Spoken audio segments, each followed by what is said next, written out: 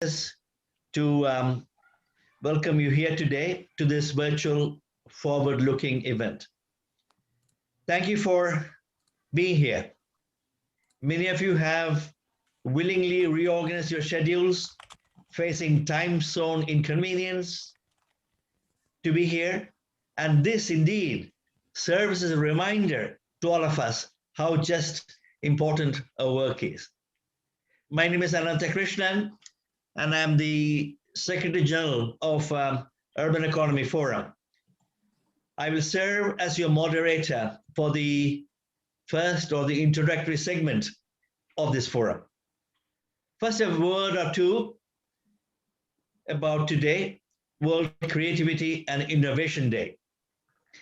United Nations designated 21st of April as World Creativity and Innovation Day to raise awareness of the role of creativity and innovation in all aspects of human development. Its origin, of course, interestingly enough, dates back to an idea initiated by a Canadian,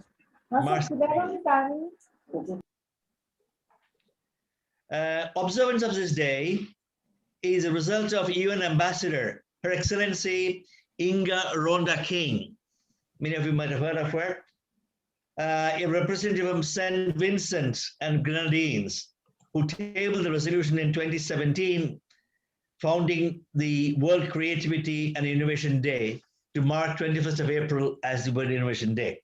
Why I'm mentioning this because in this connection, we also express our support and solidarity to the people of St. Vincent and Grenadines, that is currently suffering from a huge ongoing volcanic eruptions, much bigger than the one that occurred in 1979.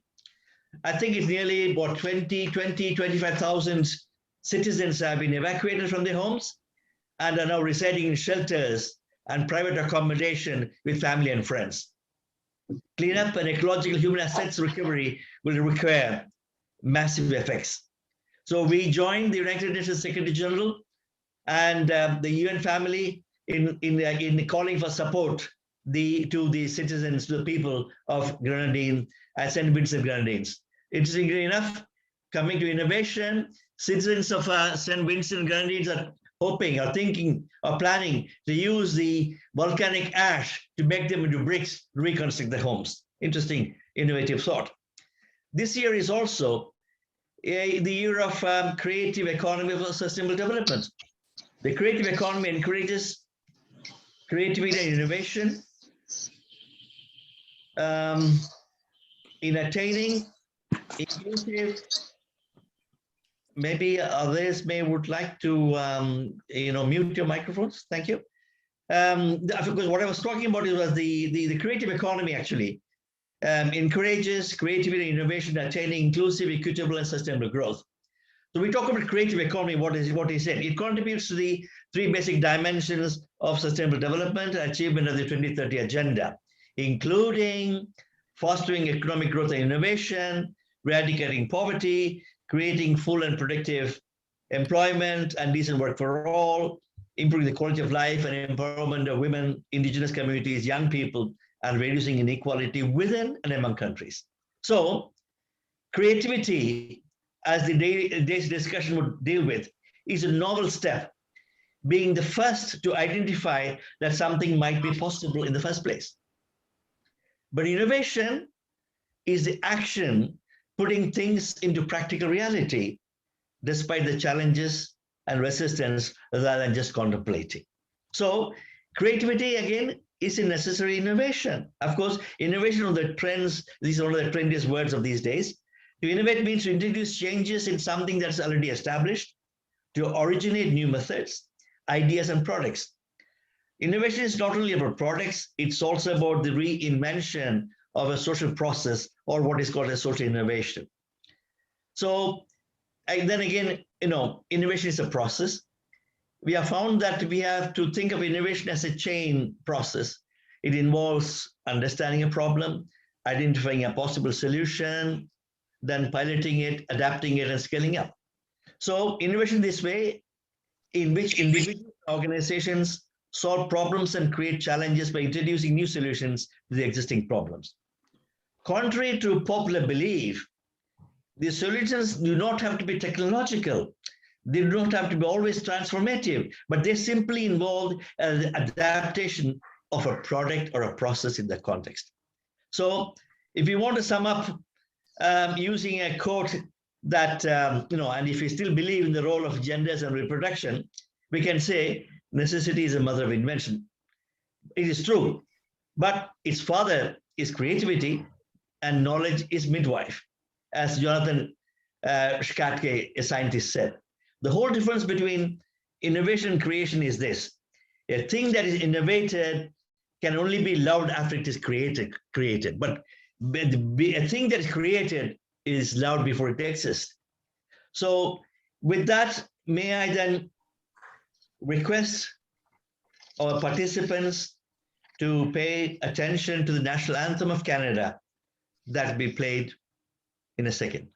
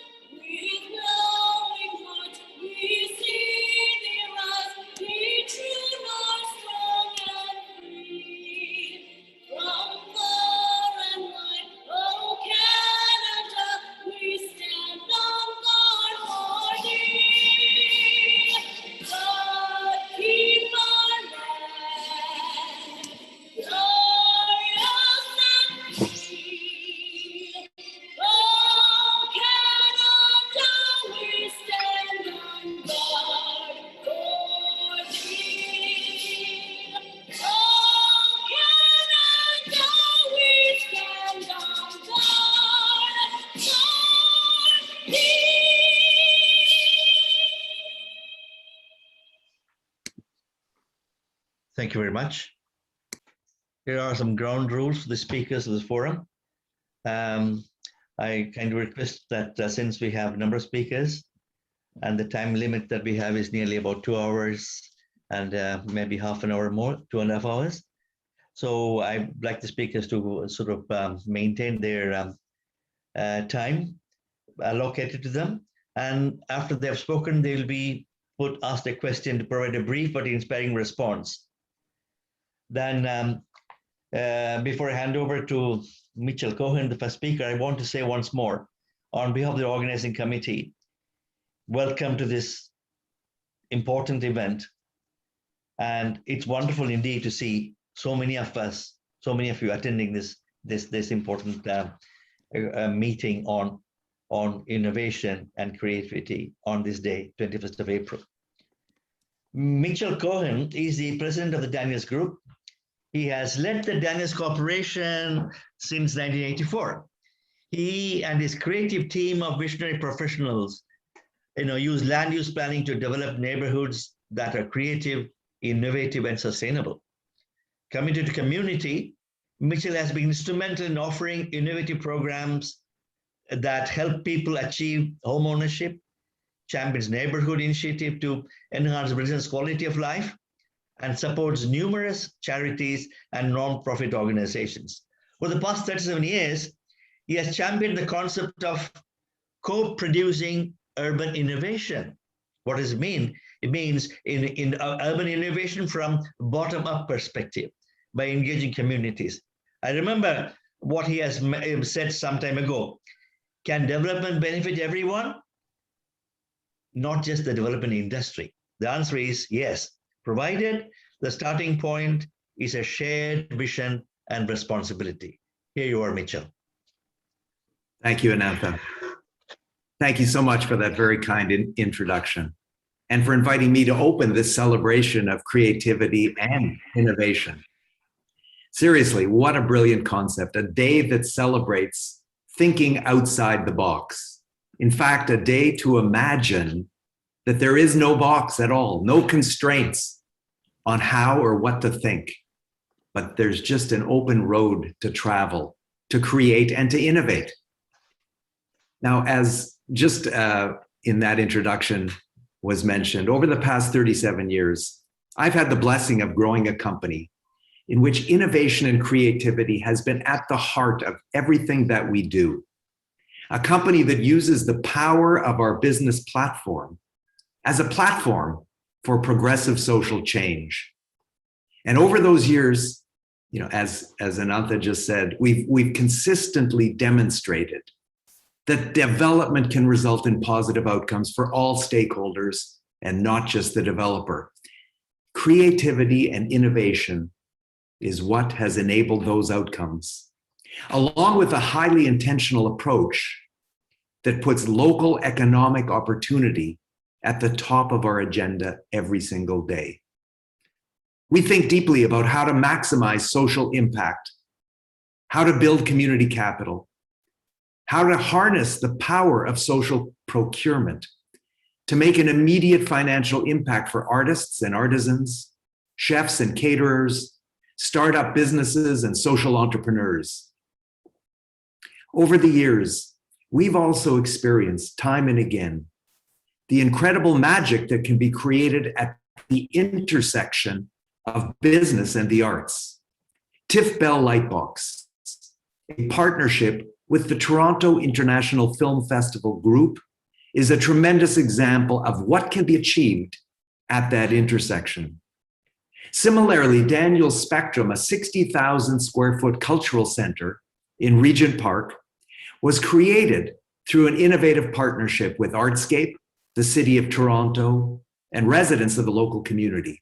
Now, this cultural landmark has become the heart and the soul of a revitalization that has transformed a stigmatized inner city neighborhood into a healthy, diverse, and inclusive community. In fact, creativity and innovation have been fundamental to the success of this remarkable transformation. So much so that the Urban Economy Forum, our host this morning, and UN Habitat have chosen Regent Park as the home of their new World Urban Pavilion, a global showcase for best practices in building healthy and resilient cities. One final example of that intersection of business and the arts is our City of the Arts community on Toronto's waterfront, which demonstrates the multiplier effect, the exponential multiplier effect when nonprofit and private sectors come together to manifest a shared vision. Today, from homes that they own within our City of the Arts, and ownership is fundamental, 4 nonprofit organizations, Artscape, the Remix Project, Manifesto, and House, they are poised, as soon as we move into a post-COVID environment, they are poised to launch hundreds of young people into sustainable careers from which their creative capital will enhance the vitality of all of our communities. Today's challenge, the challenge for every one of us on this call, is to build a sustainable future for the planet, not just for our children and grandchildren, but for generations of grandchildren to come. To build that future, however, we need to learn from the past.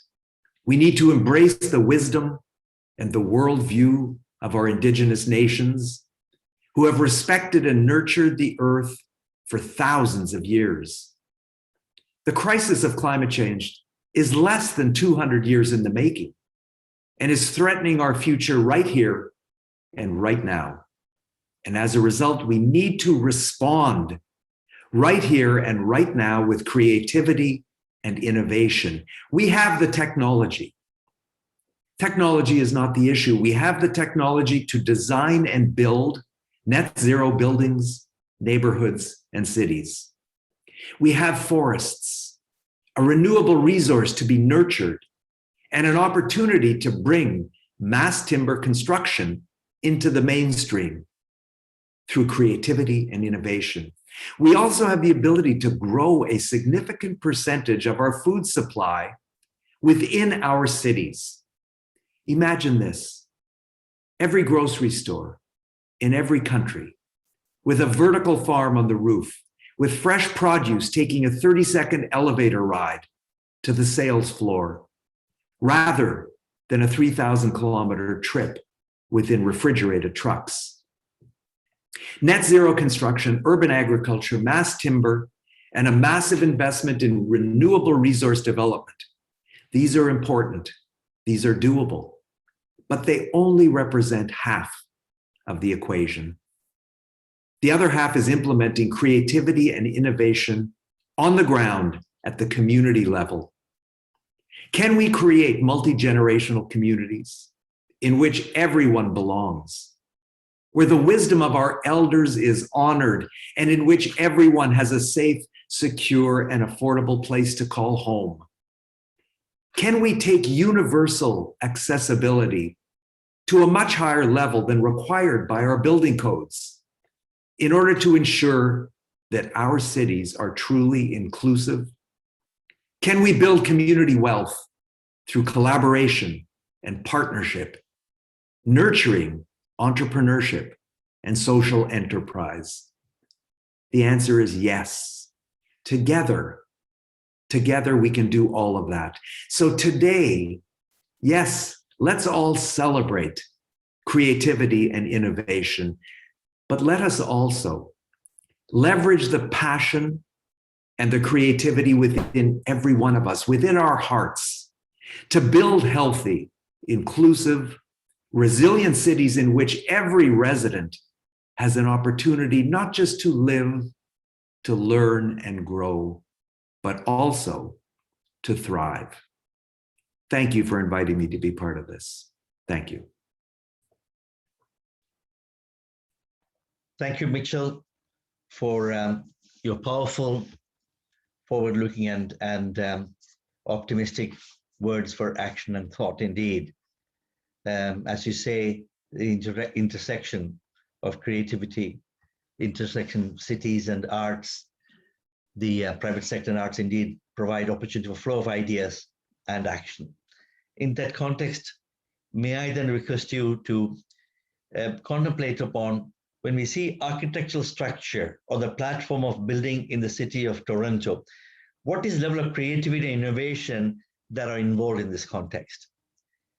So is it possible to build something in different contexts based on all the criteria that world is faced in reality of sustainability? You mentioned about the climate change, and we can make the transition now and with technologies. Is it possible, and how? How do we change the transition in this context using creativity and innovation? Thank you. I think we just have to think differently.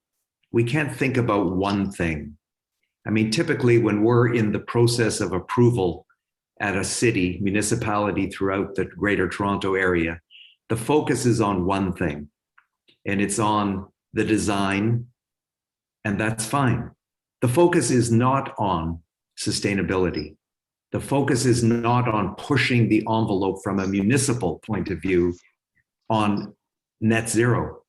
Municipalities are not there. We need our politicians to go further down the line towards demanding the building industry to do more, to think differently, to push the envelope.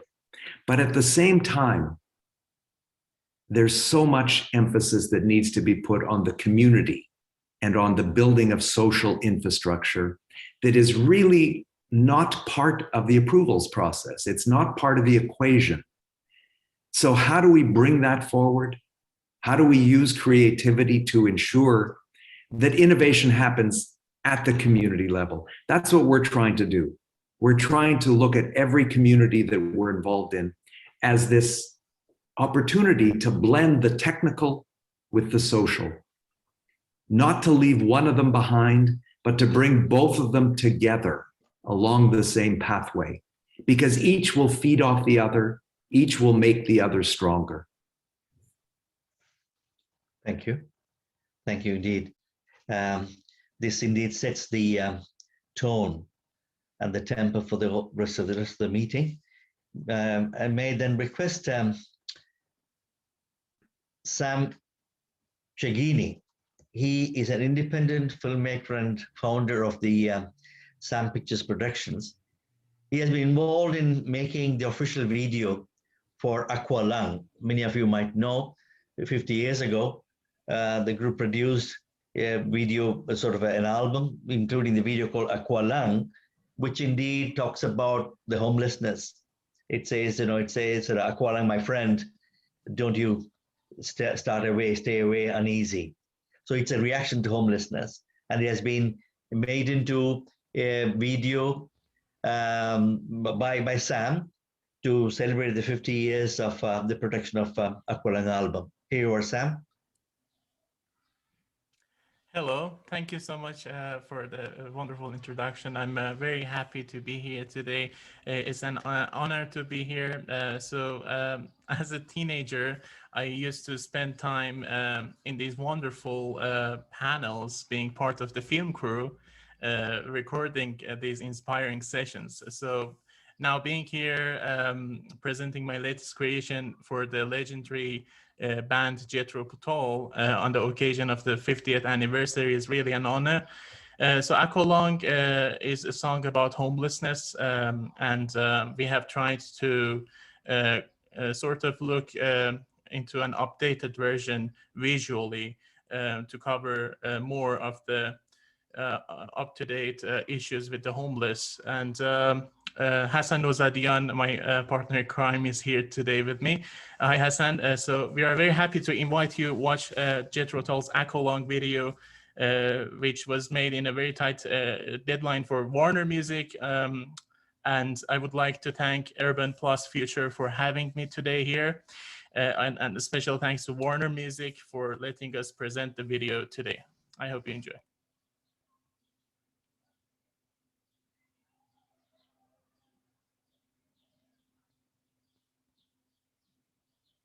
In a high definition way, thank you again. Aqualung, my friend, don't you start away uneasy. It's a song of solidarity, support, and miserable state of homelessness. Thank you again. May I then request you all to attend to Adam Vaughan, Parliamentary Secretary to the Minister of Families, Children and Social Development in Canada. We will have a video from Adam Vaughan. Cities are not only the greatest source of what challenges us as a planet, especially when you look at it through the lens of the Sustainable Development Goals of the United Nations, but cities also are something else extraordinary, especially the extraordinary cities that we talk to, and that they're the best place and most likely place and the actual place where we're finding a solution to the biggest challenges that face us as a species, as a planet. Cities are great engines of innovation. They're great engines of thought and culture, and they combine all the different dynamics that are required to tackle climate change, poverty, pandemics, you name it, cities can find a solution, but only if national governments and international efforts are used to support the creativity, the ingenuity, the strength, and at the end of it all, the people who live in cities. This forum seeks to champion those voices, that experience, and that understanding. And it is a conversation that is long overdue, and I'm happy to be part of it.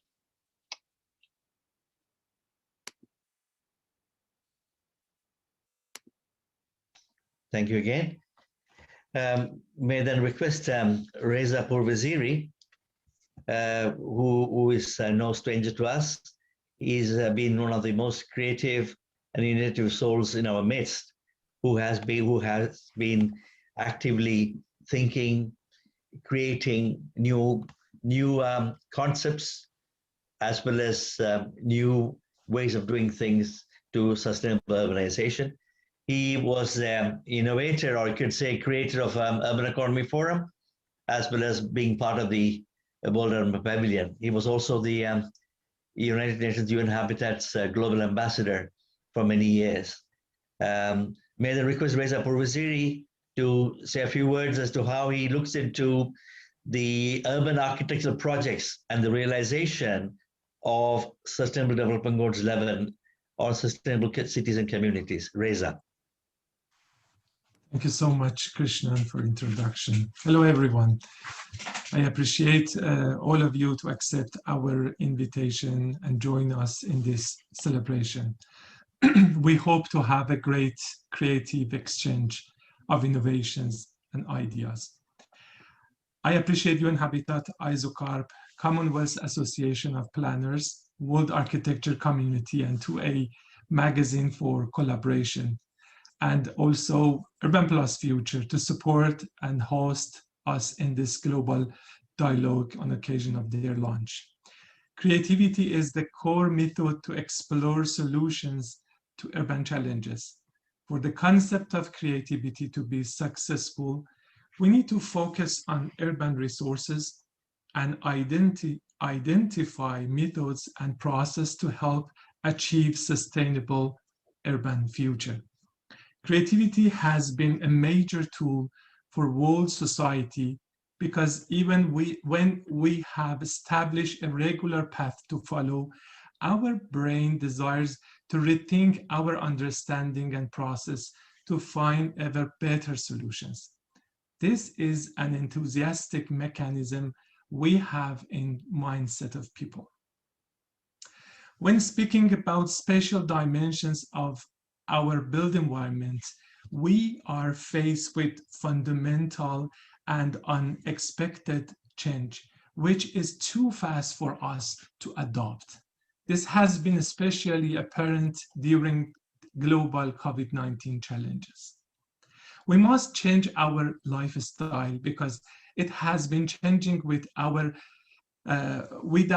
our knowledge, and we are not able to become whole without alignment with these new transformations. We must ask what our reaction is related to this huge modification. Are we still trying to follow previous version of environmental interaction, or can we accept the start of revolutionizing current process? The concept of creativity can provide fundamental criteria to shifting our process. Creativity can generate an important language to bring new idea and expertise together to recognize flexible, multidimensional participations. Creativity perspective helps us to talk and rethink about following 4 items: concepts, resources, process, and actions. It's not limited to one part, but is about entire aspects. Urbanization, like other disciplines, had a standard process it followed over the past century. A city's built environment was formed based on this understanding of normal process for urban development. Throughout the world, it was recognized as a contemporary urbanization routine. Through an urbanization transformation, the world should expect to change all its dimensions to create more sustainable and inclusive cities. To realize this goal, world should rethink about concepts, resources, process, and action in the cities. Creativity is fundamental approach toward the urban transformation. Urbanization throughout the globe is at the age of change. It has no other choice but just change. Activists, city leaders, and urbanists are all part of this conversation and are rethinking and providing creative model for solutions. Urban Plus Future expects and encourages us to change our understanding and process on housing through innovation and creativity. It encourages us to participate to and test, pilot, and pioneer projects. Urban Economy Forum is honored to be part of the International Year of Creative Economy for Sustainable Development to celebrate World Creativity and Innovation Day. These are important monuments for us as we are in the process of establishing the Region Park World Urban Pavilion in collaboration with UN Habitat, Government of Canada, CMHC, and Daniel Corporation as a global hub for SDG cities for exchange, practice, and innovation regarding sustainable urbanization. Hope to success in this process. Thank you so much. Thank you, Reza, for your words on how creativity and innovation can do the sustainable urbanization process. We will have a brief video on Urban Economy Forum's forthcoming meeting in October 2021. As you know, Reza was instrumental in establishing the Urban Economy Forum, which had its first meeting in 2019, followed by a virtual meeting in 2020, and now the next meeting will be of the conference. Global conference will be in October 2021 on the occasion of World Habitat Day. We'll have a short video in that context. Thank you.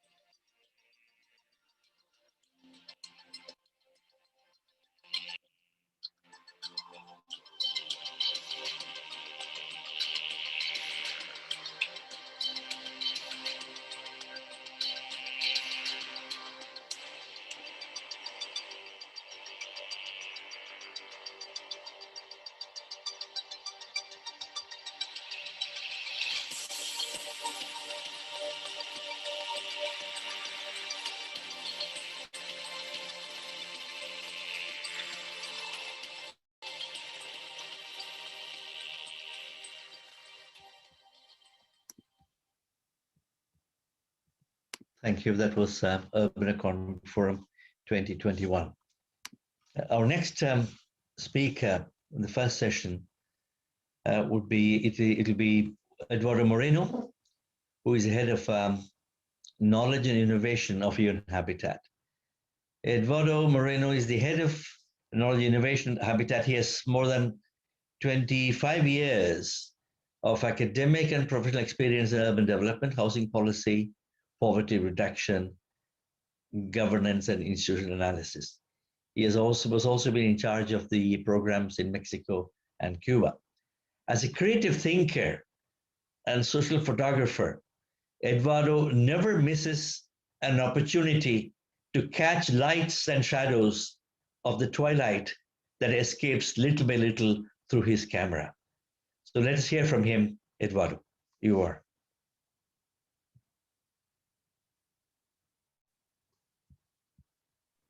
Thank you very much, Krishna, for this nice introduction.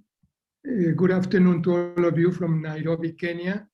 Let me start by saying that urbanization is an unstoppable process, and cities will continue to be the trajectory of this sustainability, growth, and development. Despite difficult current conditions, they are the port and the place where health, livability, economic growth will take place. For Habitat, creativity, culture, and innovation are fundamental drivers of this sustainability agenda. If we move a little back in history, we will remind that industrial cities were in fact cultural cities. They were larger, they were densely populated, They were socially diverse. They were conflicted cities, but with a lot of potential for creativity and innovation. They were extremely influential in the development of the world culture. As they expanded, they become commercial, technology, knowledge, political powers. And they continue to be cultural centers and places of innovation. Creative culture is for us the key for the change of cities. But we perceive this creative culture through two different lenses, or perhaps three. One, very functional, has to do with art, with beliefs, with capabilities, with forms of knowledge, moral behaviors. The other one, more anthropological, the way we think, the way we act, who we are, how we organize society, our governance mechanism. In this complexity, creative culture is a public asset. It underpins meanings and actions. And it is clear that the recent social movements in different corners of the world for climate change, for freedoms, for equality, you name, were all movements from rights and freedoms that were supported by this creative capital of individuals and countries. However, we can see that legal, institutional, political structures in many countries in the world have created more conditions to perpetuate domination, to favor and legitimize speculative behaviors than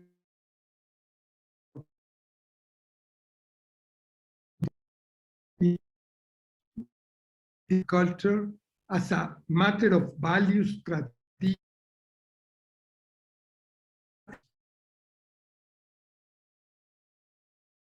can be enhanced and can be supported in order and do that helps to unleash and to make much better use of our local resources and assets, to maximize city opportunities.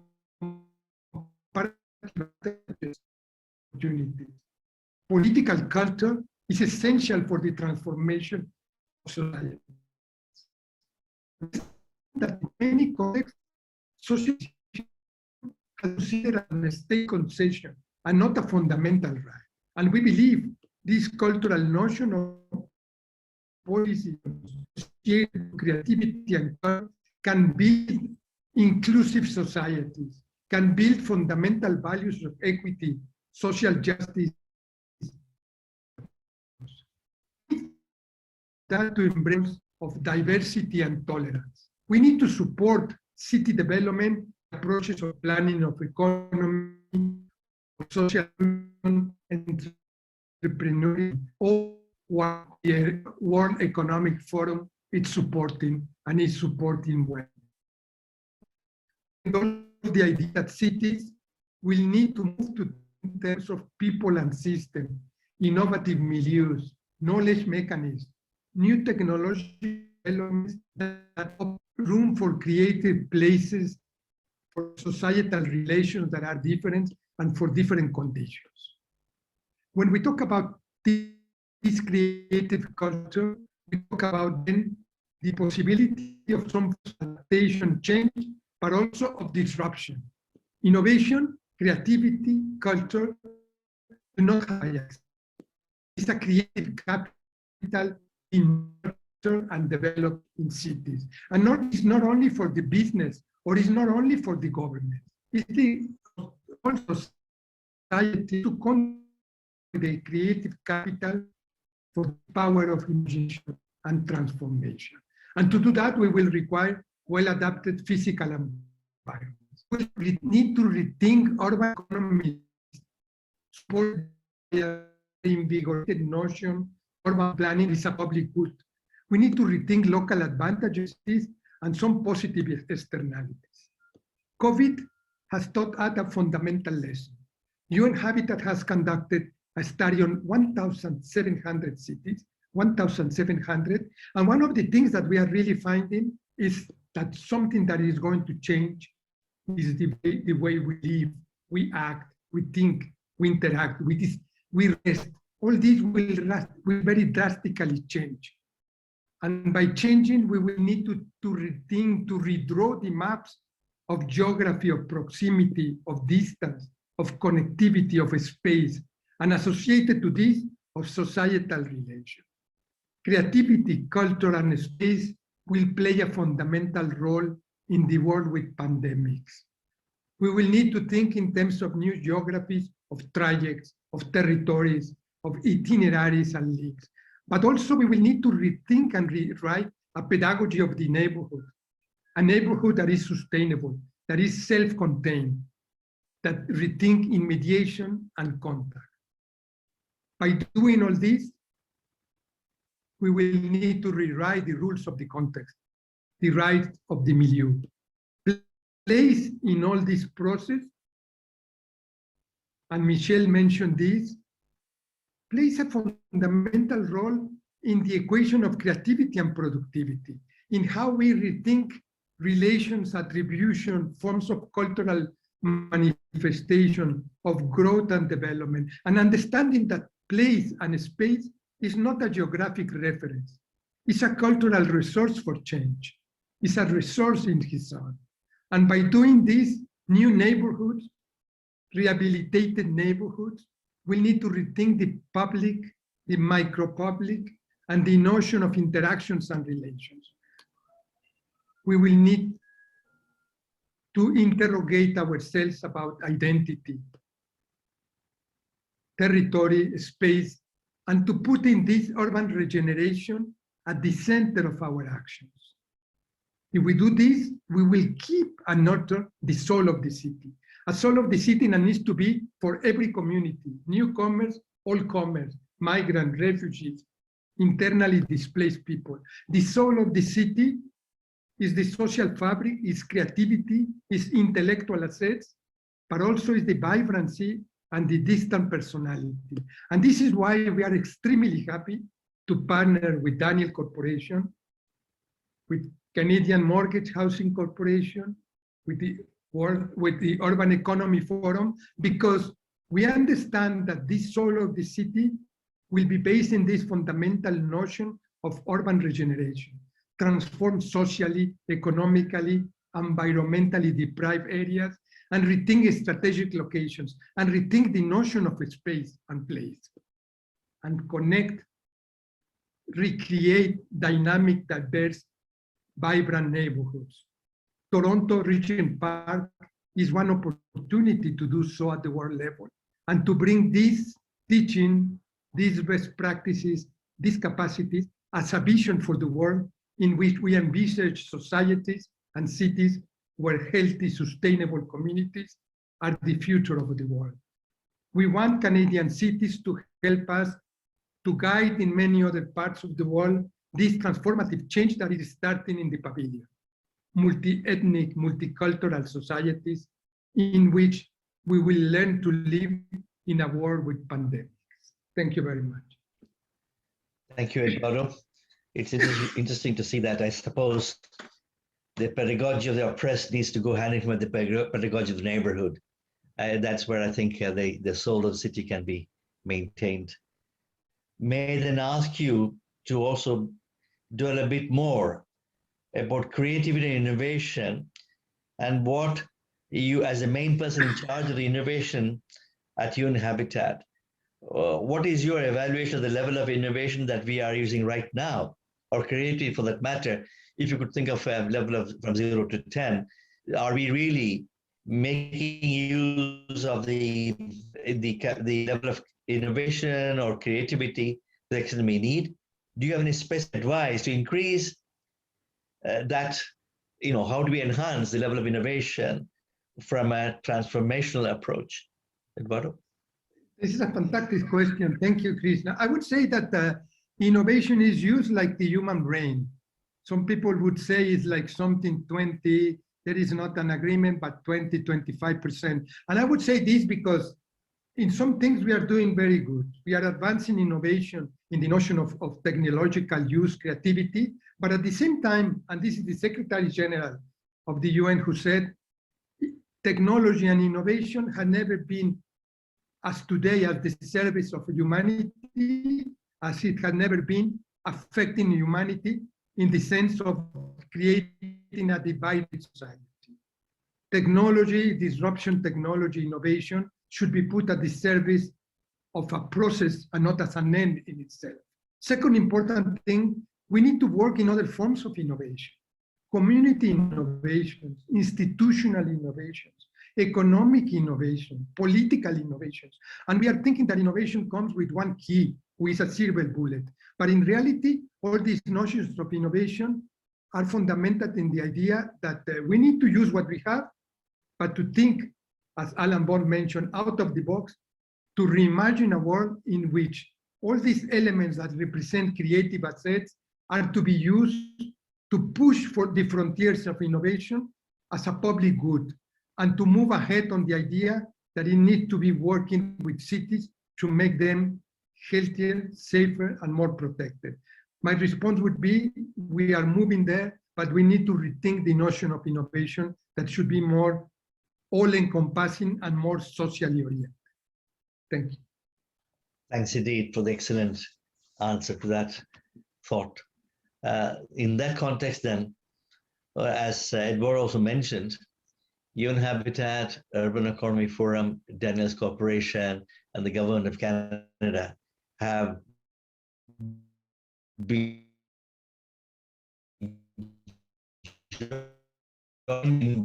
by that is the Biophilia. So we'll have a short video World Urban Family.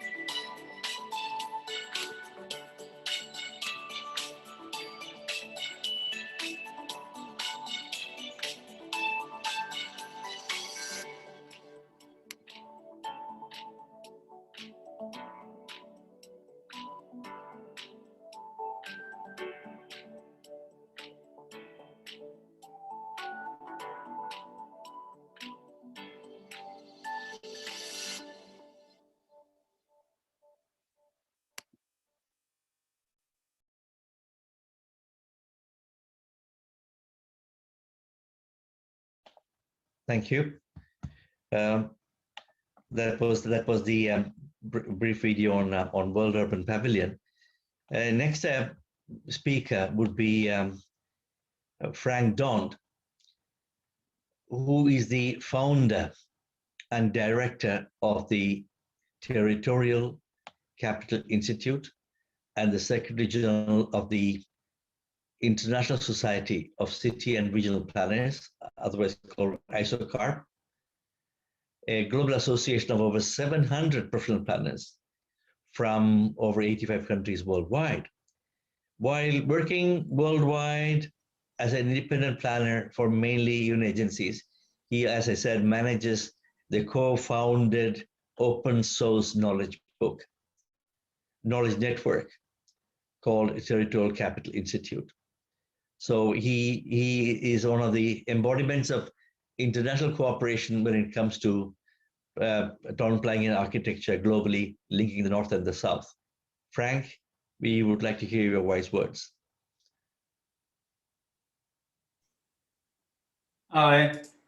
Yes.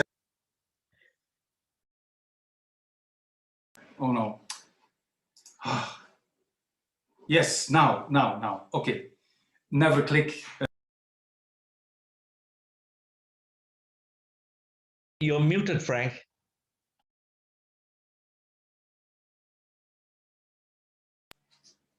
Can you unmute yourself? You're muted still. Oh my goodness.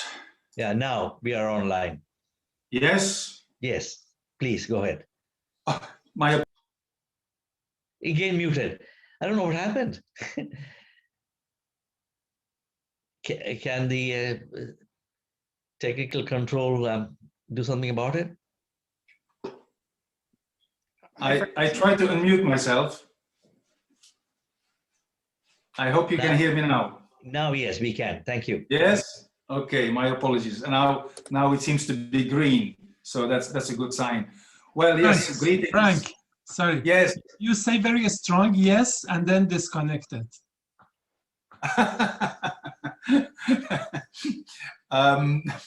Yes, dear friends, greetings from sunny Athens in Greece. I would say one of humanity's cradles of creativity and innovation.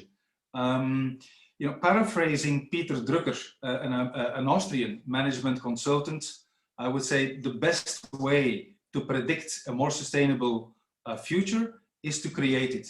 Right? That's what we are doing, what we have to do. As a global movement of passionate city and regional planners, ISOCARP and its Knowledge Institute always embraced creativity and innovation as part of the solution in vision and practice, right? We have done that together with our preferred partners, UEF and UN Habitat, and endorsed by the Global Planners Network, including the Commonwealth Association of Planners, represented today by Eleanor. We have done that during our last World Planning Congress, entirely virtual, and we are currently gearing up for our next Congress in Doha, called Planning Unlocked: New Times, Better Places and Stronger Communities. Unlocking planning after the COVID crisis will demand a lot of creativity and innovation for sure, yes. Of course, we also look, and this conference will happen in November and start on World Town Planning Day, just as last year, 8 November. Of course, we're also looking forward to support the 3rd annual Urban Economy Forum, as well the Innovate for Cities conference organized by UN Habitat and the Global Covenant of Mayors. Both activities will be organized during Urban October this year. So I really want to keep it short because you have so many speakers and I'm always happy to engage in further discussion. I'm happy to work together with all of you. Mitchell, it's good to see you again, and I can't wait to travel again and visit Regent Park and experience it with my own eyes, ears, and all my senses, because that is finally what drives us, of course, as urban and regional planners. So let me just wish you all the very best, and let's wish ourselves the very best with this Urban and Urban Plus Future initiative. Back to you, Ananda. Thank you, Frank. We can't leave you that easily because we'd like to ask a question, if you don't mind. You were talked about, urban planning and creativity. Actually, is urban planning a kind of a boring subject, dealing with figures, criteria, indices, charts and figures? What is the role of creativity actually in urban planning? Can planners use creativity as a tool to make urban planning more efficient and practical, or creativity is just an additional term?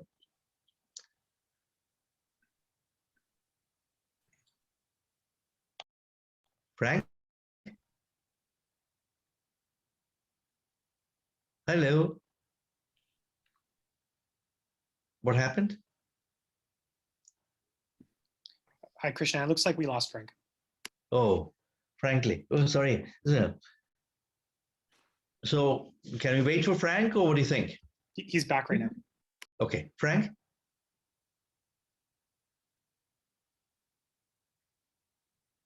Unmute.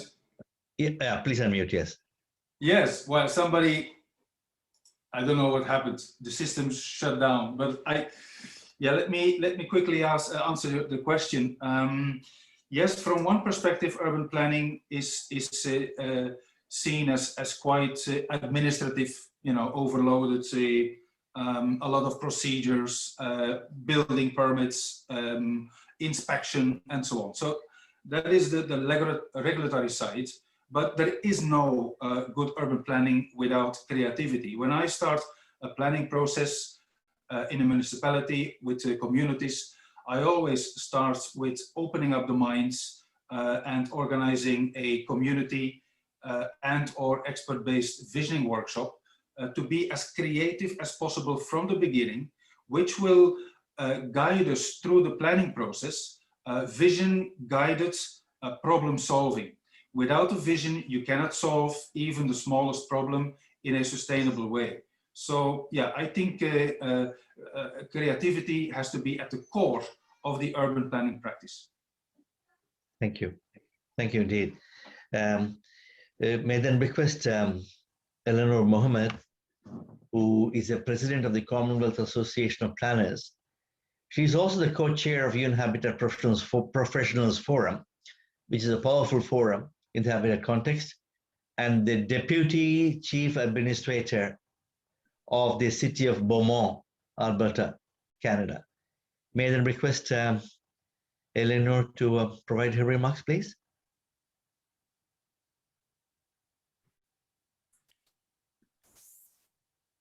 Can you hear us, Eleanor? I think Eleanor left a note that she's leaving. What happened? She left a note in the chat that she's leaving. Oh, sorry about that. Maybe then we would, if she's unable to be back, maybe then we could proceed to the next presentation by Masood Ganji and Kamran Hassani. They are the co-directors of Urban Plus Future. Masood is the president of the Mayor Axe Investments Development, and Kamran is a professor at CDA College, and he's also one of the founders of Urban Economy Forum and plays a key role in the World Urban Pavilion. They are indeed the main brains behind Urban Plus Future. May I request them to speak, please? Masood and Kamran. Yes, good morning from Toronto. Good morning. Ladies and gentlemen, I would like to thank you for being here today and attending this meeting.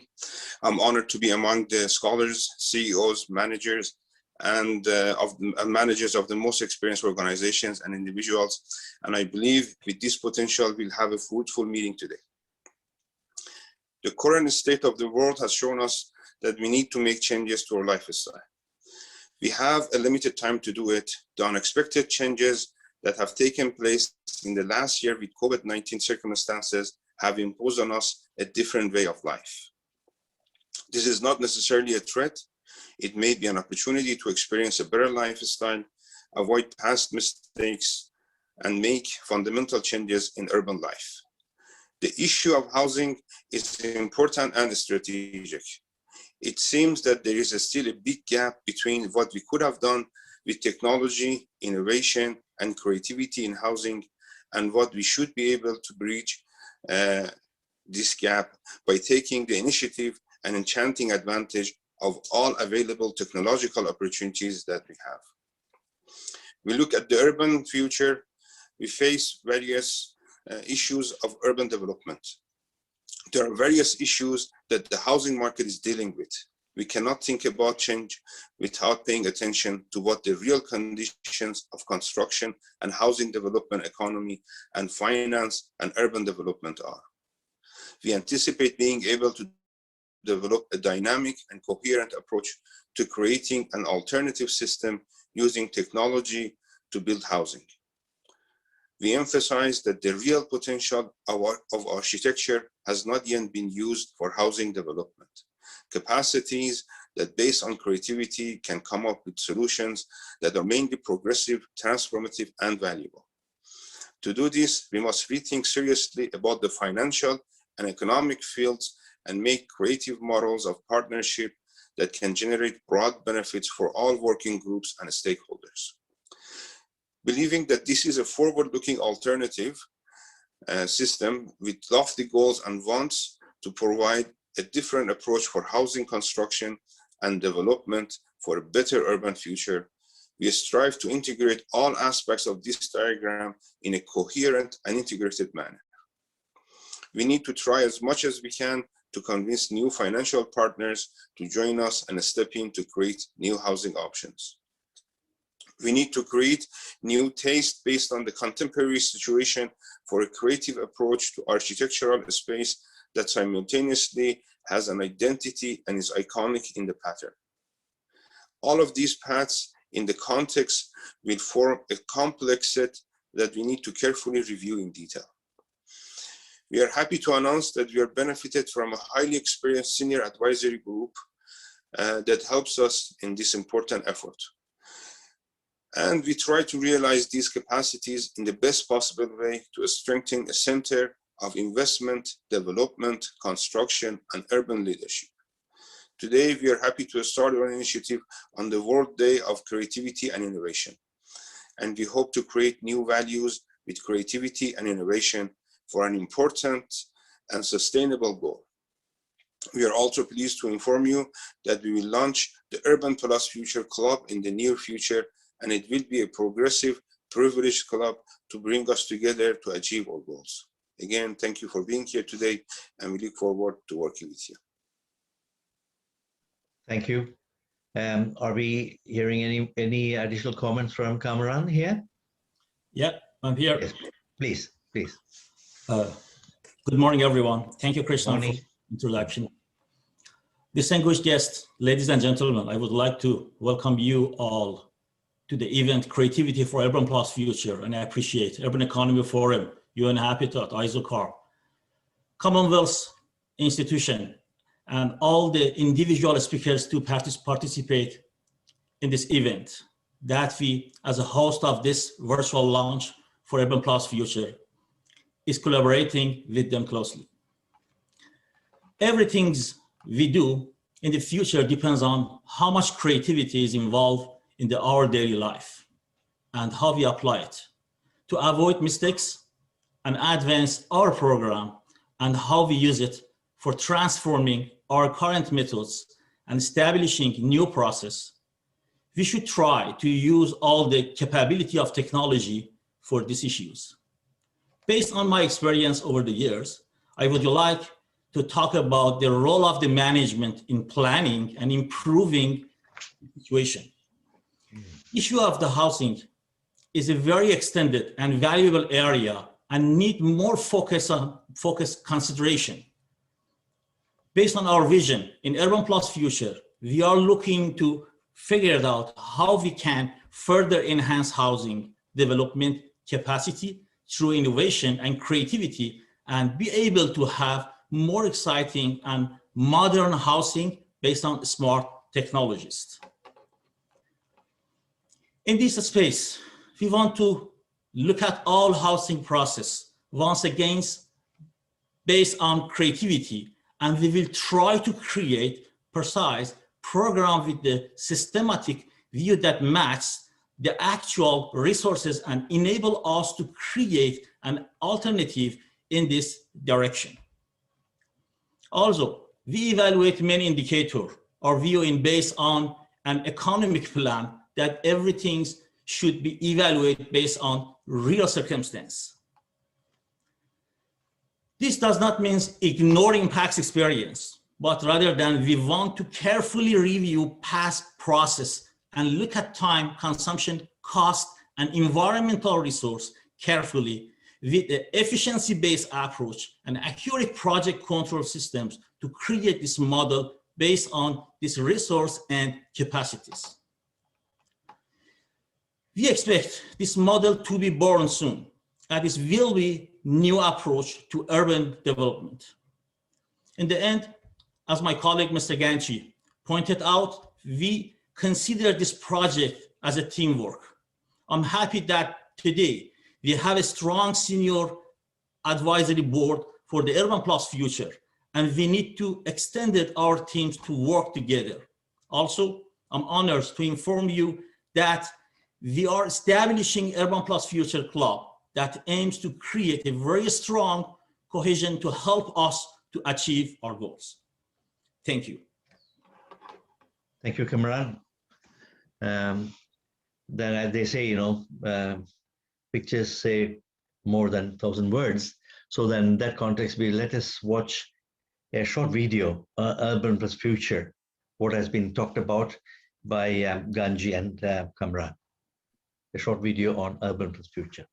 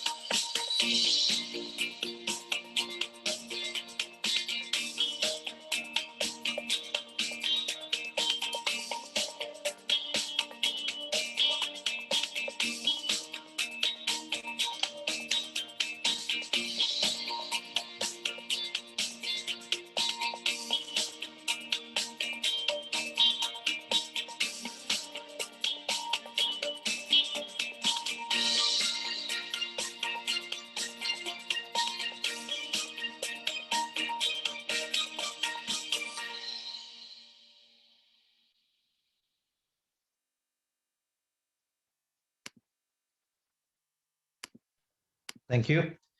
So this, in a way, concludes the opening segment of this forum, which indeed dealt with a number of topics as the scale of urbanization, highlighting the multidimensional complexity of powerful structures that can drive realization of sustainable development using innovation and creativity. And it's also been mentioned that we need to have a people-centered approach.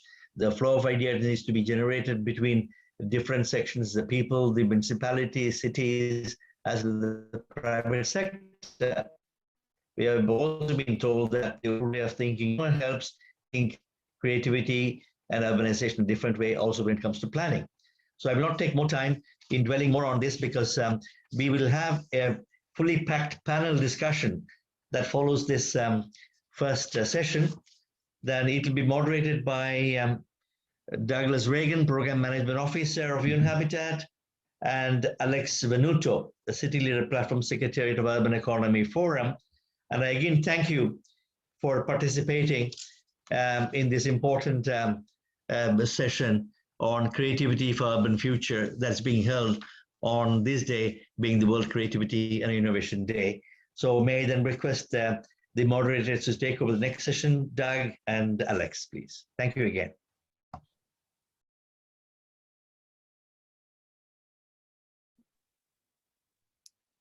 Thanks, Krishnan.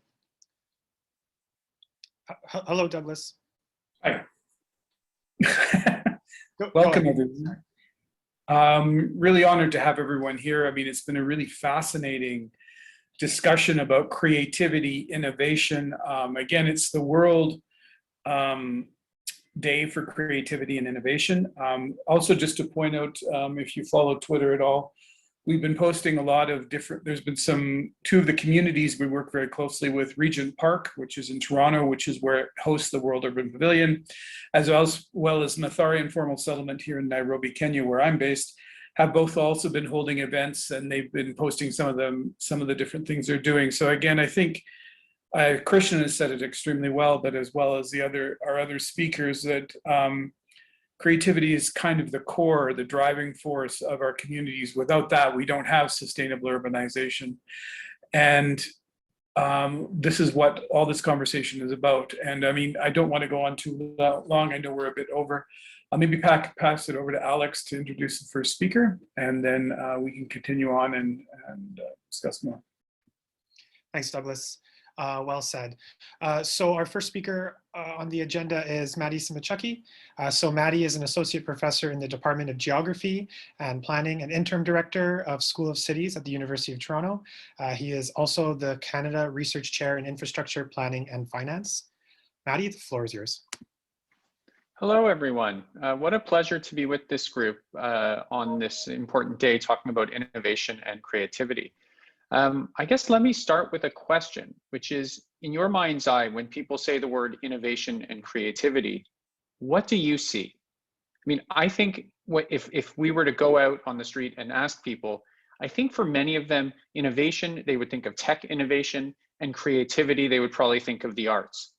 And I think this is both a powerful representation of how these words have come into our language and into our culture.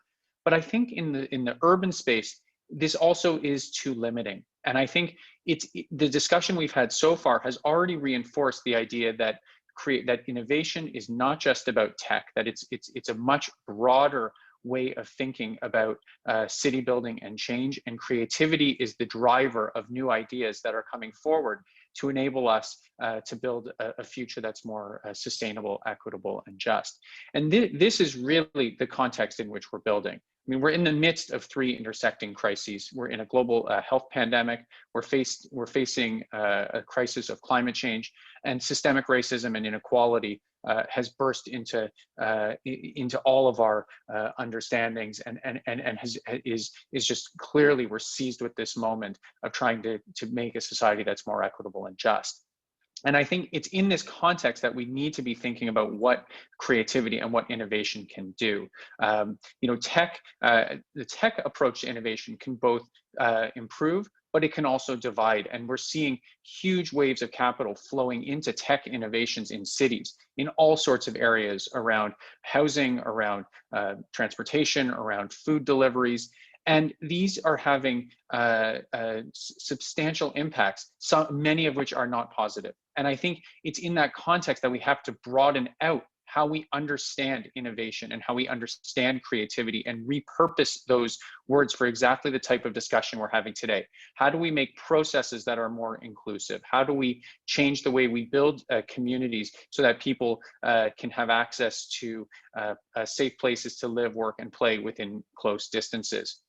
One of the things that's happened here in Toronto and in Canada more broadly is that we're actually very quietly and without much fanfare rethinking how we build cities and how we build buildings towards a much more integrated, mixed, transit-oriented type of future.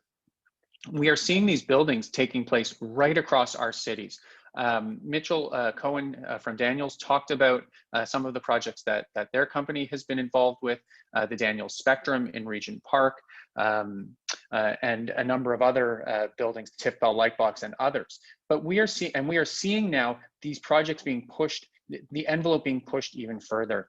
There are projects here in Toronto, for example, that have luxury condominiums with homeless shelters built into the same building.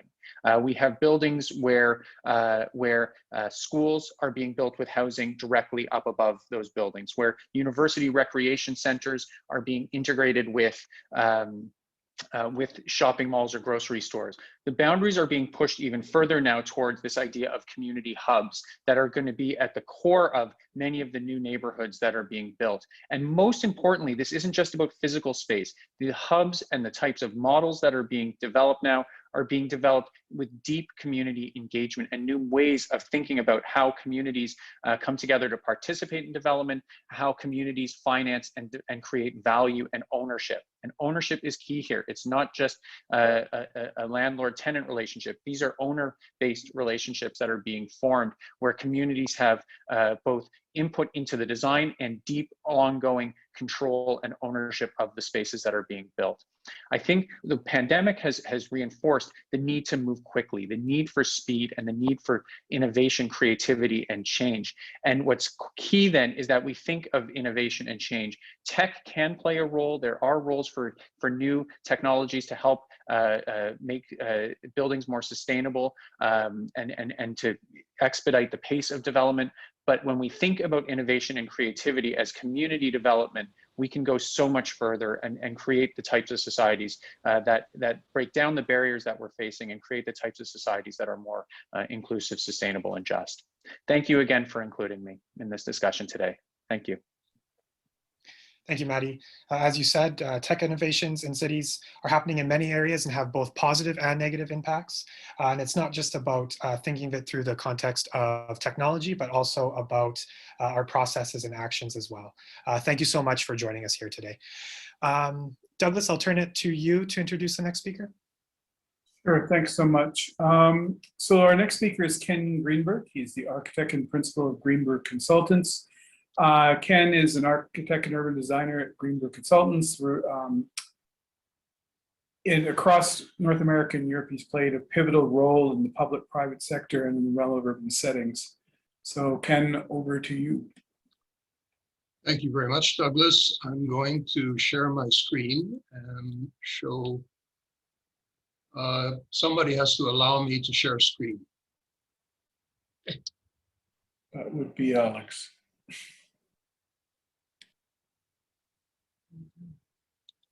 Go ahead, Ken. Okay, thank you.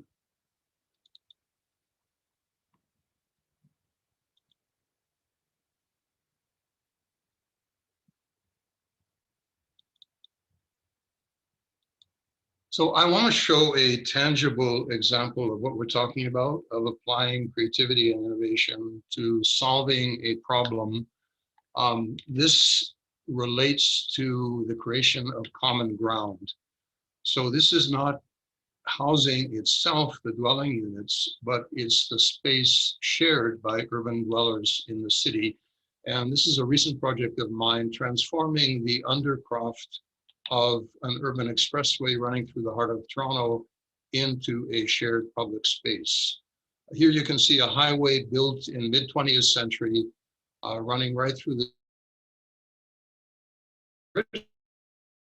area, now being transformed into a new terrain of availability for urban neighborhoods on the edge of an historic fort that guarded the harbor, and everything to the right of that fort was actually part of Lake Ontario. That's all landfill. So this is a resource that was hidden in plain sight. Here it is being constructed mid-20th century, as we did in so many of our cities, right on the edge of the fort. And there was a hidden resource here, and I use this slogan from the French students in 1968, sous les pavés la plage. There was a hidden resource here, and you literally see on the banks of the Seine that beach appearing in an unexpected location. In 2011, I created this sketch, watching all these new neighborhoods shown in orange here, rising out of the ground, and postulating the possibility that the fort, the 43 acres of the fort and the space under the highway could actually become a kind of central park for all of these new neighborhoods. Never expecting how this would actually come to pass, I simply threw that idea out into the ether.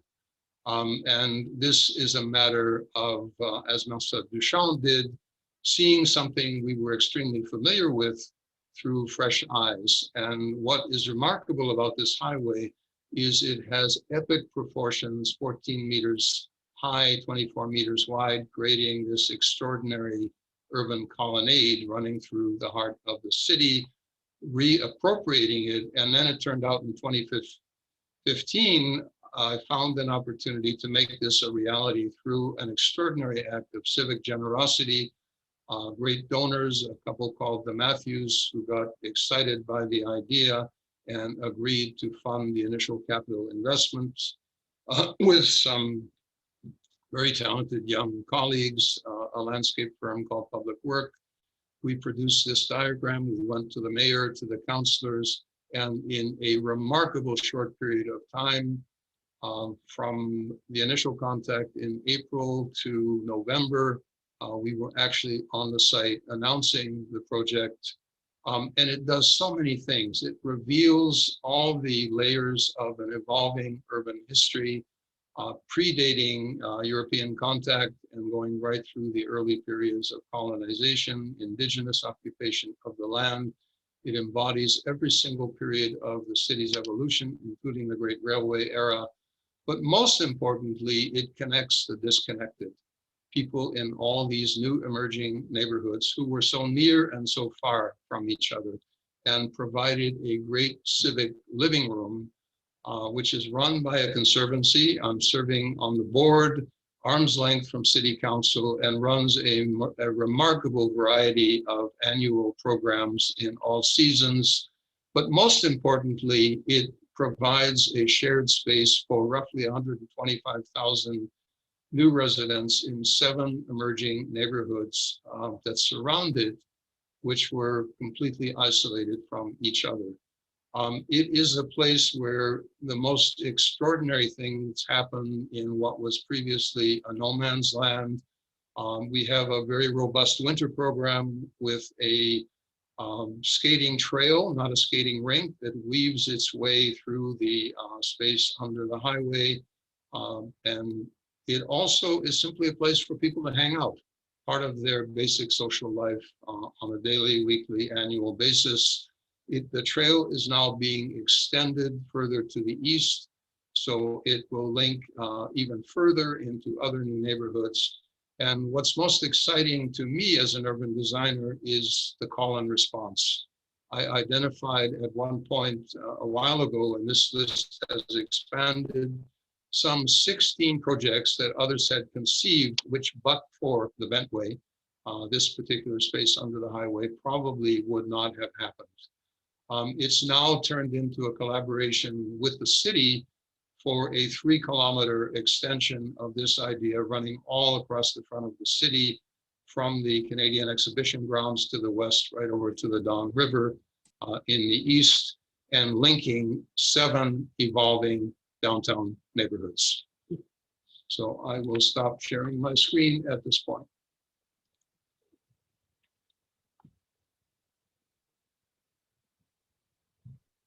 Great. Thank you, Ken. It's really, really interesting. Due to time, we're going to be moving on to the next speaker. This will be Michael Brooks, CEO of RealPAC.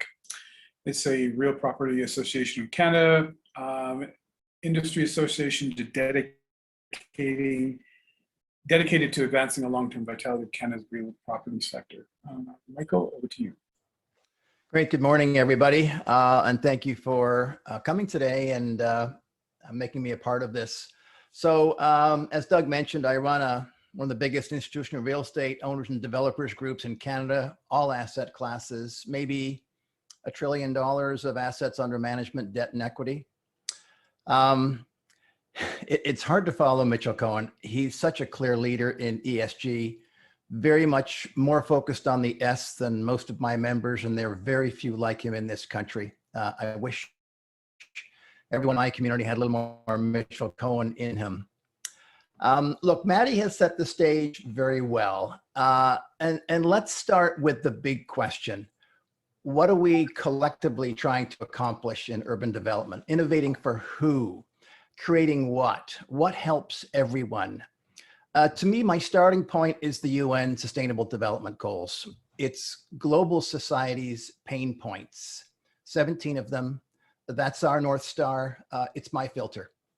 And I thought I would rather speak to problems looking for innovative solutions than any that we have thought of so far. And some of the problems we're focused on are physical, some are political, some are behavioral, some been around for a long time, like affordable housing, some are of more recent focus. They're all important. Here's 5 of those challenges. Number 1, I'm going to call economic geography. We've seen an almost desperate demand for low-rise living, even ex-urban living during the pandemic. Health and safety, including mental health, has come to the forefront. The availability of parks and recreation, perhaps taken for granted before, are treasured local amenities. The public in many lockdown cities seem now to prefer more Ebenezer Howard over Le Corbusier, more Garden City over the City of Towers. Will that last? Does it depend on work from home, work from anywhere policies as they emerge and settle? Has central place theory been mitigated or changed by Zoom technology? So long-term housing locational preferences is a key area of thought and observation for me. And while labor follows business, it also works the other way around. Affordable housing, man, this one, with rapidly escalating house prices seemingly everywhere, at least everywhere in North America, we have a growing generational divide between have a house people and don't have a house people, like my daughter. Rents are actually declining in most major cities in Canada, according to our recent survey of over 200,000 rental units, with students gone, immigration way down, and Airbnbs mostly gone. But that dream of home ownership also seems to be fading for the younger generation. What innovations and policy changes can help make home ownership more affordable? Challenge 2. Challenge 3. It was hard to think that anything could bump COVID off of the front page of the newspaper 11 months ago, 10 months ago. But the George Floyd killing did just that. Even before that, and even after that, with the more recent killing of Daunte Wright. And we've also seen anti-Asian racism, not limited to the United States by any means. We've seen that across Canada and other members of the BIPOC community.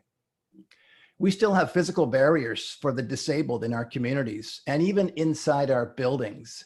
And there's more work to do, as the Rick Hansen Foundation reminds us, who want to get everyone everywhere. And we certainly see the disproportionate impact of COVID-19 on racialized and poor communities in my GTA, even the Aqualung video that we watched. How can we address that in urban development, making our urban environments more equitable? That's challenge 3. Challenge 4, climate change. CO2 is now at 417 parts per million. I usually check with Mauna Loa, which is Hawaii, and it's up 3.5 parts per million in 2020, a year when the global economy was pretty much shut down. So we've not slowed the runaway GHG emissions train globally, although Canada has basically flatlined its emissions at around 729 megatons of CO2 equivalent a year, and that's been the number for about 15 years. So a lot more needs to be done to get to a low carbon economy, and ways need to be found to bridge, this is my problem, bridge the gap between net zero without offsets, net zero, and the business case for lower carbon emissions in existing and new buildings in the private sector. And there are 10 million of those coast to coast. I'm very focused on this. And certainly we need clean energy grids and reduced thermal demand everywhere. So that's challenge 4, reducing carbon emissions. Number 5, resiliency. Natural disasters are on the increase, and the need for cities to adapt and be resilient in the face of rising heat, fluvial and pluvial floods, and other extreme weather events and natural hazards is paramount. Some of my bigger members are already reviewing their entire global portfolios to see what the risk points are and how much value they have at risk. We've seen seniors' deaths in homes in Montreal from extreme heat a few years ago. It was 45 degrees in Paris last summer. We've seen heavy rain floods in downtown Toronto, knocking out many buildings with below ground transformer vaults. Who thought that was a great idea with a grate on the sidewalk? We've seen high lake levels in the Great Lakes. We've seen wildfires encroaching on urban areas such as California, and rising sea levels are still coming. Challenge 5 for me is resiliency. I think I could probably rhyme off 10 more, like circular economy, but those 5 are a big picture start. And I think the private sector can help with those challenges. In fact, I think they can lead on many of them. And we need to have that public-private partnership going forward, with government credit cards pretty much maxed out everywhere. We need that true partnership of the public and private sector to progress on innovation, creativity, to focus on those problems and the UN SDGs, because at the end of the day, we can't leave anyone behind. Thank you. Thanks, Michael. It was great to hear from you about looking at the economic geography and what helps everyone. Among the many points you brought forward, you spoke about urban environments, reducing carbon emissions, and as well as resiliency, and also the importance of the private sector to not only establish partnerships with the public sector, but also to lead in many of these initiatives. Thank you so much. Next on our agenda is Dr. Nadar Ardalan. Nadar is an architect and senior research associate at Harvard University Graduate School of Design. He is also recognized as a world leader and expert in the field of sustainability and culturally relevant design with a particular focus in the Persian Gulf region. Thank you, Alexander.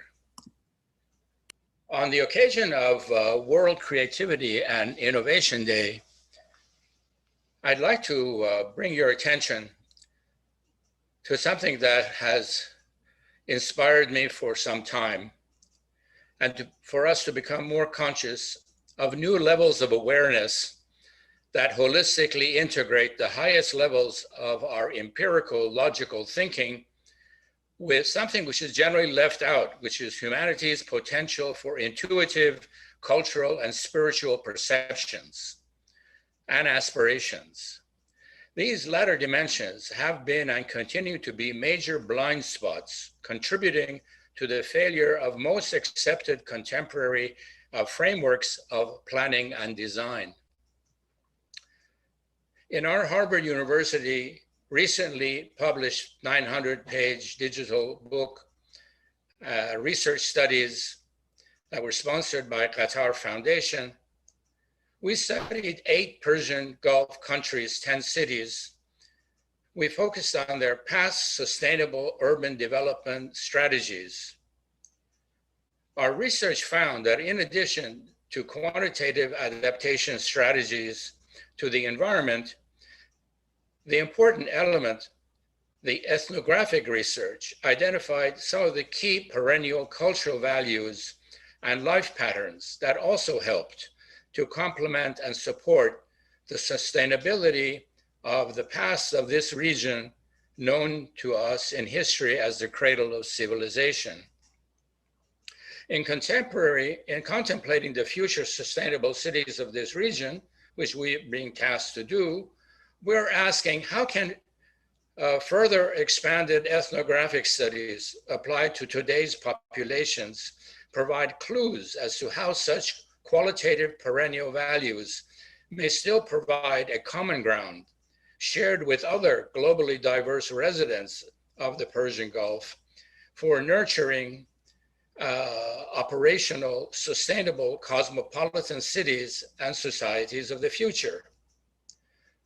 One of the key creative innovations that we are considering to recommend as the most appropriate methodology to be used for these future studies might be to go beyond trying to predict the future based primarily on quantitative technological innovations and smart cities, as important as they are. However, during these dramatically changing post-COVID times, human values, cultural identity needs, and life's meanings have become of more crucial importance for a purposeful, driven life.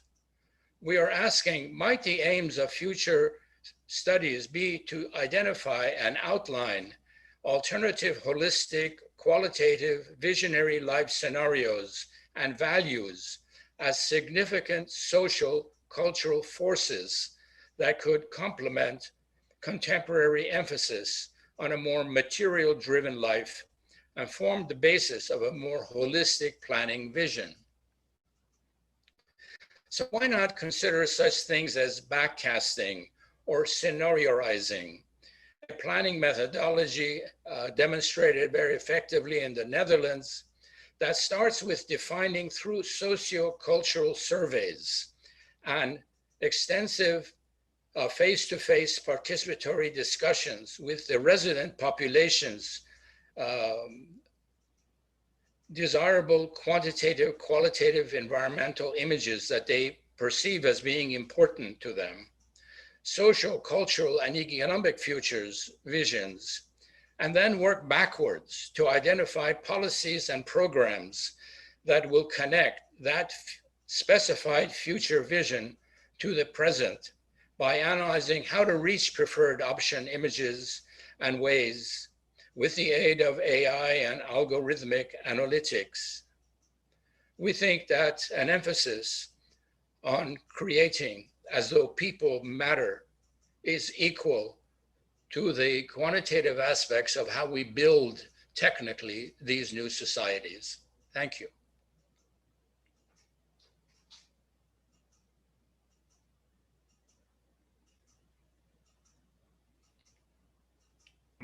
Thank you so much. That was really quite fascinating. I think that your focus on the core role of culture and then the different ways of backcasting scenario planning that we might look from the past to the future, I think is really an important reflection and something I think we can build on throughout our talks here. Next up, I'd like to ask Camilla Wien. She's the director at Goldstein Wien Architects, and she's a Harvard Loeb Fellow. Camilla's work focuses on the intersection of urban design and architecture to establish sustainable urban environments that are both socially inclusive and address climate change issues. Over to you, Camilla Wien. Thank you, sorry. I'm going to screen share as well, so I hope that's going to work. Just as long as Alex has made you. Can you see that? Yep. Good, okay. So what I want to just talk about is why creativity is actually fundamental to our evolution of sustainable housing design. And there are some key drivers really that I think will control all of this, the climate crisis, the environmental crisis, and the extinction of species, which actually, you know, will impact on the SDGs. So I think these are key things that we have to sort of, will be overarching in terms of how we think about it. I think we need a sort of broad combination of innovation, respect for social norms, so respect for people and respect for the planet. And so those three things have to come together if we're going to succeed. And I think it's all about creating a good life for people as well as a good life for the planet. And those two things actually are inseparable in a way because they are interdependent. So I think we are sort of coming into a new urban paradigm, and things have already changed, but they're going to be changing probably for the next 50 years at quite a rapid speed. We are on the cusp of the 5th industrial revolution, so that is going to be very key into how we actually embrace technology. But our expectations have changed, and there is much more emphasis now on equity, human rights, on environmental protection, and so on. As I said before, we have to address climate and environmental stresses. We've also got to look at the sort of changing way we live and changing social units, the fact that we've got much more intergenerational living happening, particularly in the West, with older people perhaps living with their siblings or the rest of their family. And modern apartments and buildings very often just cannot cater for that situation. And then this new relationship between home and work and where people are going to be working. So I think where we've really got to focus our creativity is got to be on three things. And the first, I think, is technology. So how we build better within planetary boundaries, and how we think, how we actually use new technology and use technology to focus on people's needs. We need to think about new economic and funding models for delivering housing. I think this is a really crucial point, because how on earth are we going to deliver affordable housing quickly and affordable for people who have nothing? So that is an absolute crucial issue. We need to develop new ownership models so that they work for low-income people. And we need to protect housing in some way for the property markets. Now, I've thought a lot about this. I haven't a clue how we do it, but I think that's something where we've got to be creative to think about how we do that in the future. And the last thing is about society. So the new housing typologies that respect sort of social structures and that really meet the expectations of a good life, which is a good family, good work, and good leisure. So all these things come together. So these three issues of where we apply our creativity, I think, are absolutely fundamental, but it's going to be happening within the context of constant change and a process of evolution. And as I mentioned at the beginning, we are at the sort of cusp of the fifth industrial revolution. And I've sort of highlighted there what that fifth revolution is. And let's hope that actually our focus and our energy on bringing forward new technology actually kind of links innovation with kind of both inclusivity and good purpose for a good life for the planet and for people. And technology, I think we've got to embrace technology, but we've got to be careful that we use it wisely and that we don't fall into the trap of just creating technologies to try and solve the problem that we're in rather than solving the problem first and using it to help us solve the problem, i.e. changing our behaviors. I mean, the classic is where technology, you hear about talking about sort of dusting the air with silver pellets to reflect the sun away because we're warming up. The real technology, good technology, would actually help us to avoid that heating up in the first place. So we've got to understand where the work actually really lies. And we simply cannot afford to be doing this kind of thing, blowing up buildings that maybe are 20, 30, 40 years old. I mean, when I worked in planning in London, I can remember developers coming in and saying, well, we're going to knock this building down, it's only 20 years old, but it's redundant. So, and the embodied carbon and the embodied materials, it's utterly absurd. We cannot do that. So I think we've got to creatively think about housing, sustainable housing, and this particular image obviously is a sort of Scandinavian image and reflects a Scandinavian ethos, but we need to generate models that are appropriate to different cultures. So there'd be African models and Latin American models, Asian models, but that allow for people to live fulfilling lives. So that is the ultimate thing. That's where we've got to apply our design creativity.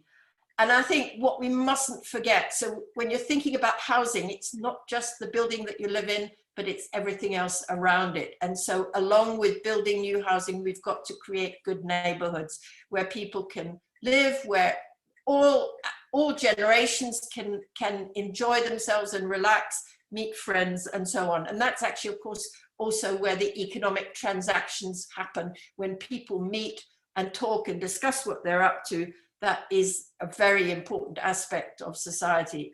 So we've got to, I think one of the key things that we've got to apply technology to is coming up with building materials that are benign and that are not so carbon intensive as the ones that we have been using. I mean, it's well known we've been exceeding Earth's biocapacity for over the last 50 years. It's exponentially grown. We're destroying the planet by digging out stuff that we want.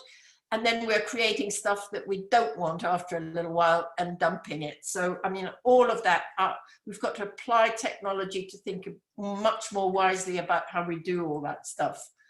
And I think we've also got to, along with the sort of good neighborhoods, we've also got to make sure that we include this sort of idea of nature in the city, because people are hardwired to need to be in touch with nature, be it in a small or a big place. This is actually a city farm in a city, I think in the United States, but you know, it doesn't have to be that big. It can be quite small, but it must be there so people have places to go where they can get their fingers dirty if they want to and witness life, both flora and fauna.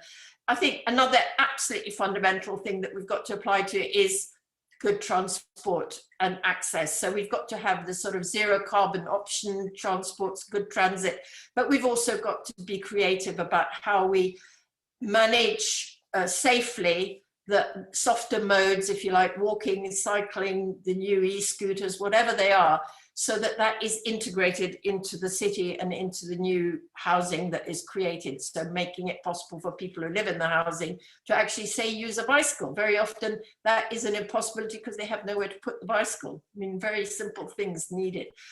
We need to think creatively about energy. So it's not just renewable sources and non-fossil fuels, but we have to think about combining a lot of the things we do. Generate heat, how do we capture that heat and use it sensibly, creating sort of local heat networks.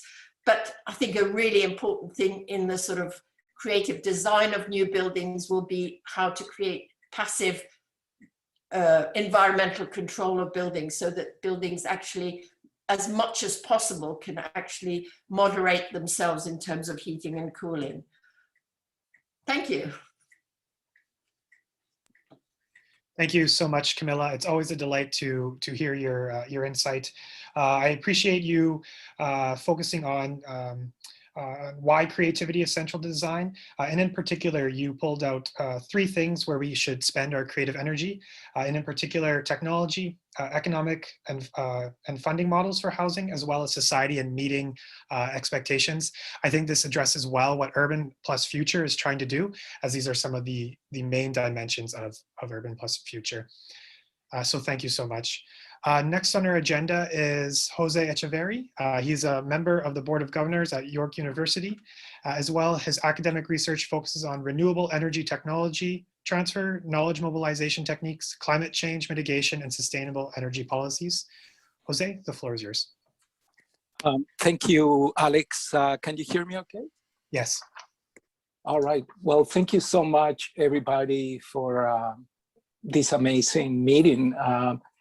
When I prepared for it, you know, I was very surprised to again listen to this Jethro Tull song called Aqualung.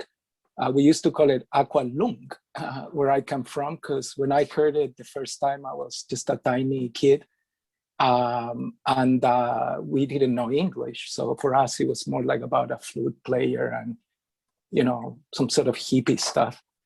But then, you know, preparing, because I was really intrigued, right? Why would some do a movie or a video, a new video about Aqualung? And I haven't revisited this in, I don't know, close to 50 years, I think you say, Sam.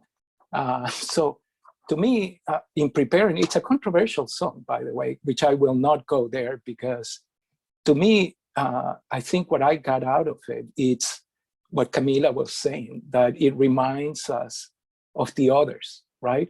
The people that, you know, are there. They exist, our brothers and sisters, and we don't consider them, we pass through them. And it's important. I think it was a really good move, Sam, so I congratulate you on that. And Camila also spoke about biophilia, which is sort of what I want to tell you, really, because it's not been said, and I'm going to use my 3 minutes left. I have 5 minutes, I guess, probably employed 2 already, to talk to you about the importance of nature for creativity and innovation. So as you can see, I'm not fond of this type of backgrounds, but I put it there so nature can speak for you. As opposed to me. And I've been with the planet as my photo, because the planet needs us to talk, right? So let me summarize how I look at it, using some things that you may have heard a long time, like that song of Jethro Tull. For example, at the personal level, Abraham Maslow taught us a long time ago about a hierarchy of needs, right? I remind you, you took Psychology 101 at some point in school, and I know his theories have been criticized as not being empirically based or strong enough, but I think the point remains, and everybody has touched upon it. Michael did a really good summary of that at more the macro level.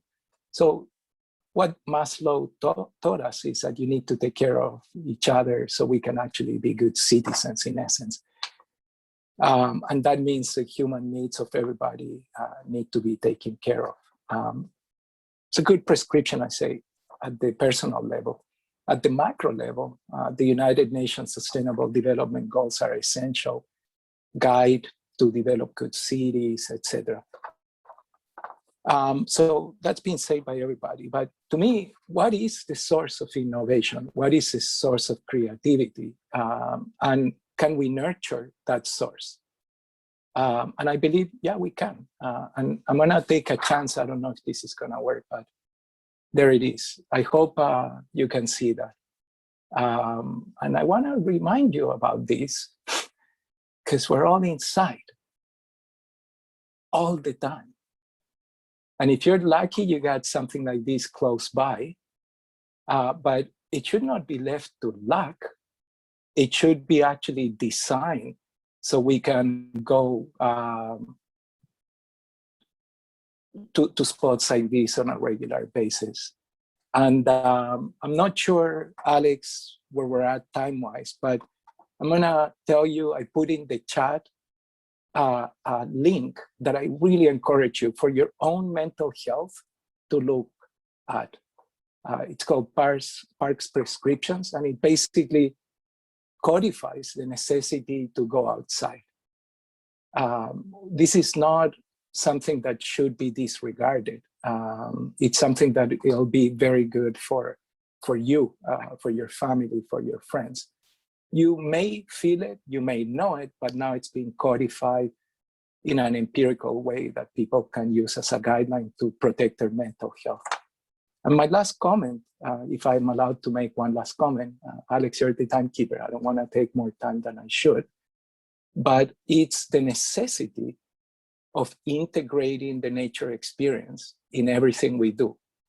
And you may agree or disagree with it, but that is what I'm doing. I'm trying to codify a way for us to be able to go to nature and as many people as possible in an organized manner to these type of environments that you see in my virtual reality without bringing COVID to the people that live there. Because then we're gonna do harm to the local people, but also we will close permanently a door that needs to be open. We need to have now a strategy, and that's what I'm developing right now at York University. I have a work integrated learning grant that allows me to bring the best students to construct these type of entry points to nature. And I think they're the basis of mental health, and more importantly, the seeds of creativity that will be translated in innovation. If you do not experience nature, you're missing what is to be human. And the human created environments that we live on right now, the bulk of them, and that's what Aqualung reminds us, are very mediocre.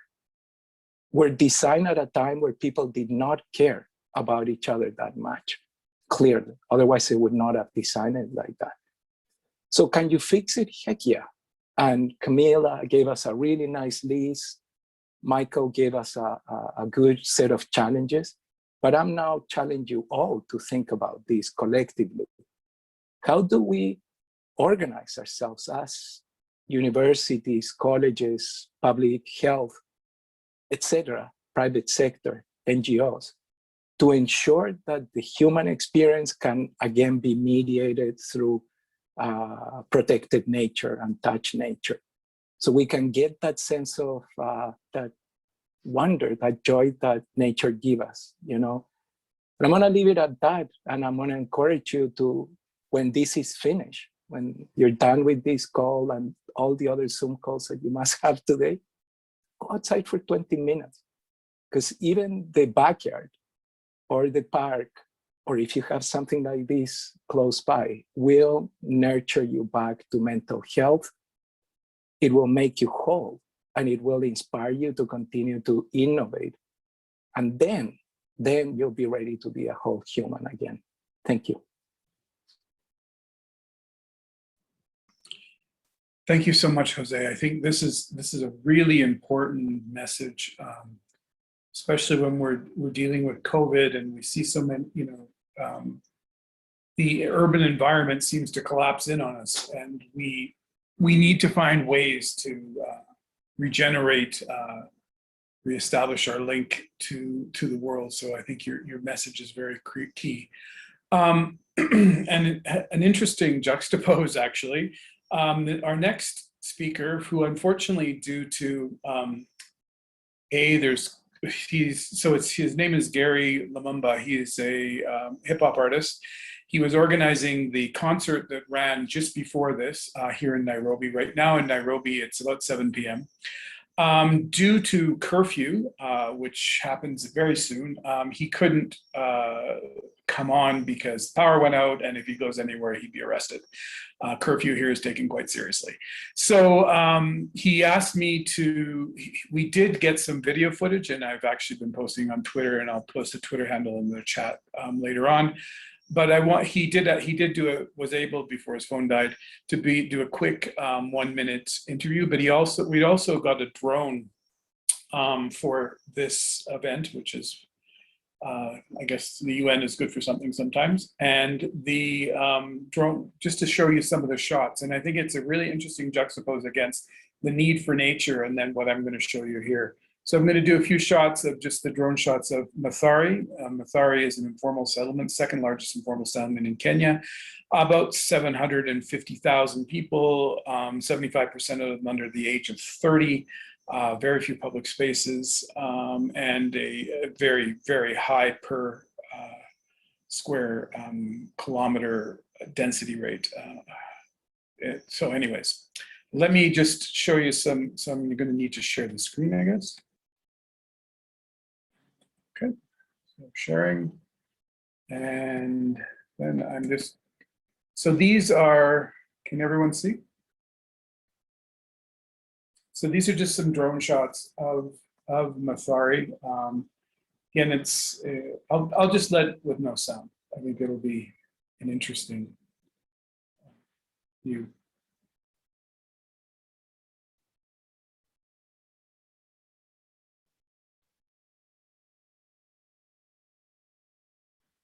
As I said, many, many, many, many children.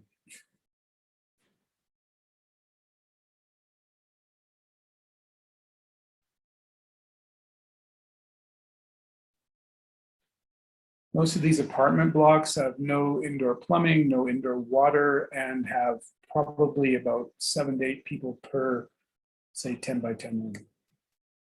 This is the concert they had. We had it on the roof for COVID reasons and trying to keep everyone safe. So because we couldn't have a large concert.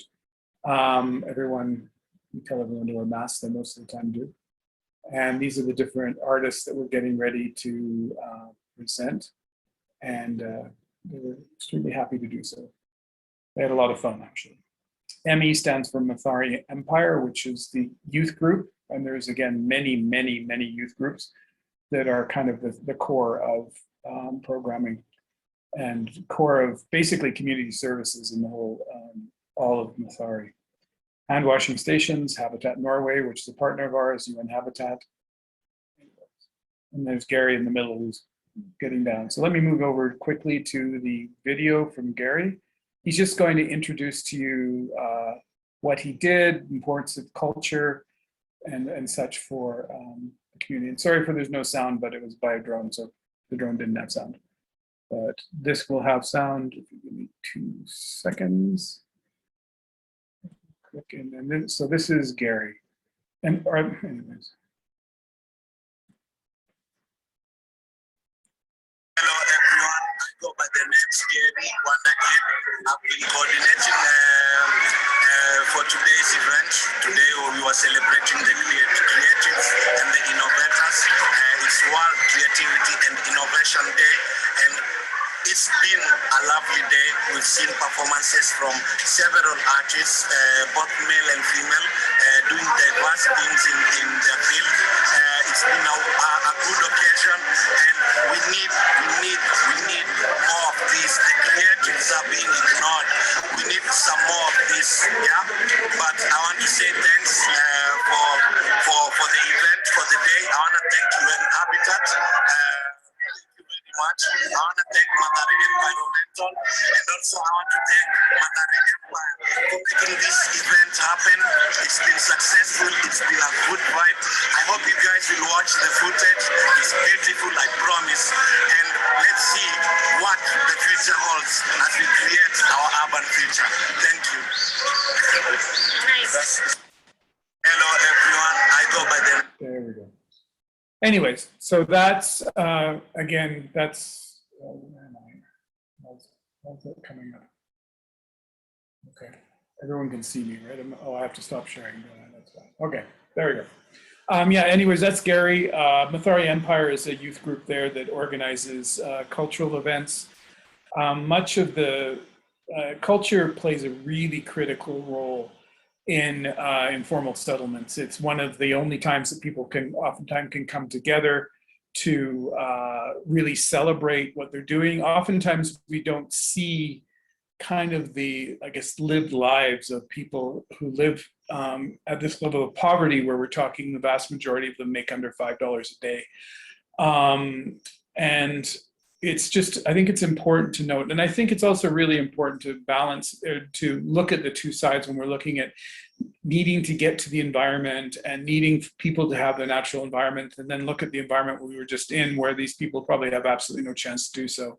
I think we need to really oftentimes ask questions of who can access environment, and what can we do in these informal settlements, which are so massive. I mean, 750,000 people, which Mathari is a small informal settlement globally. If you look at Mumbai, if you look at anything in Nigeria, those are massive, expansive, like almost the size of Canada.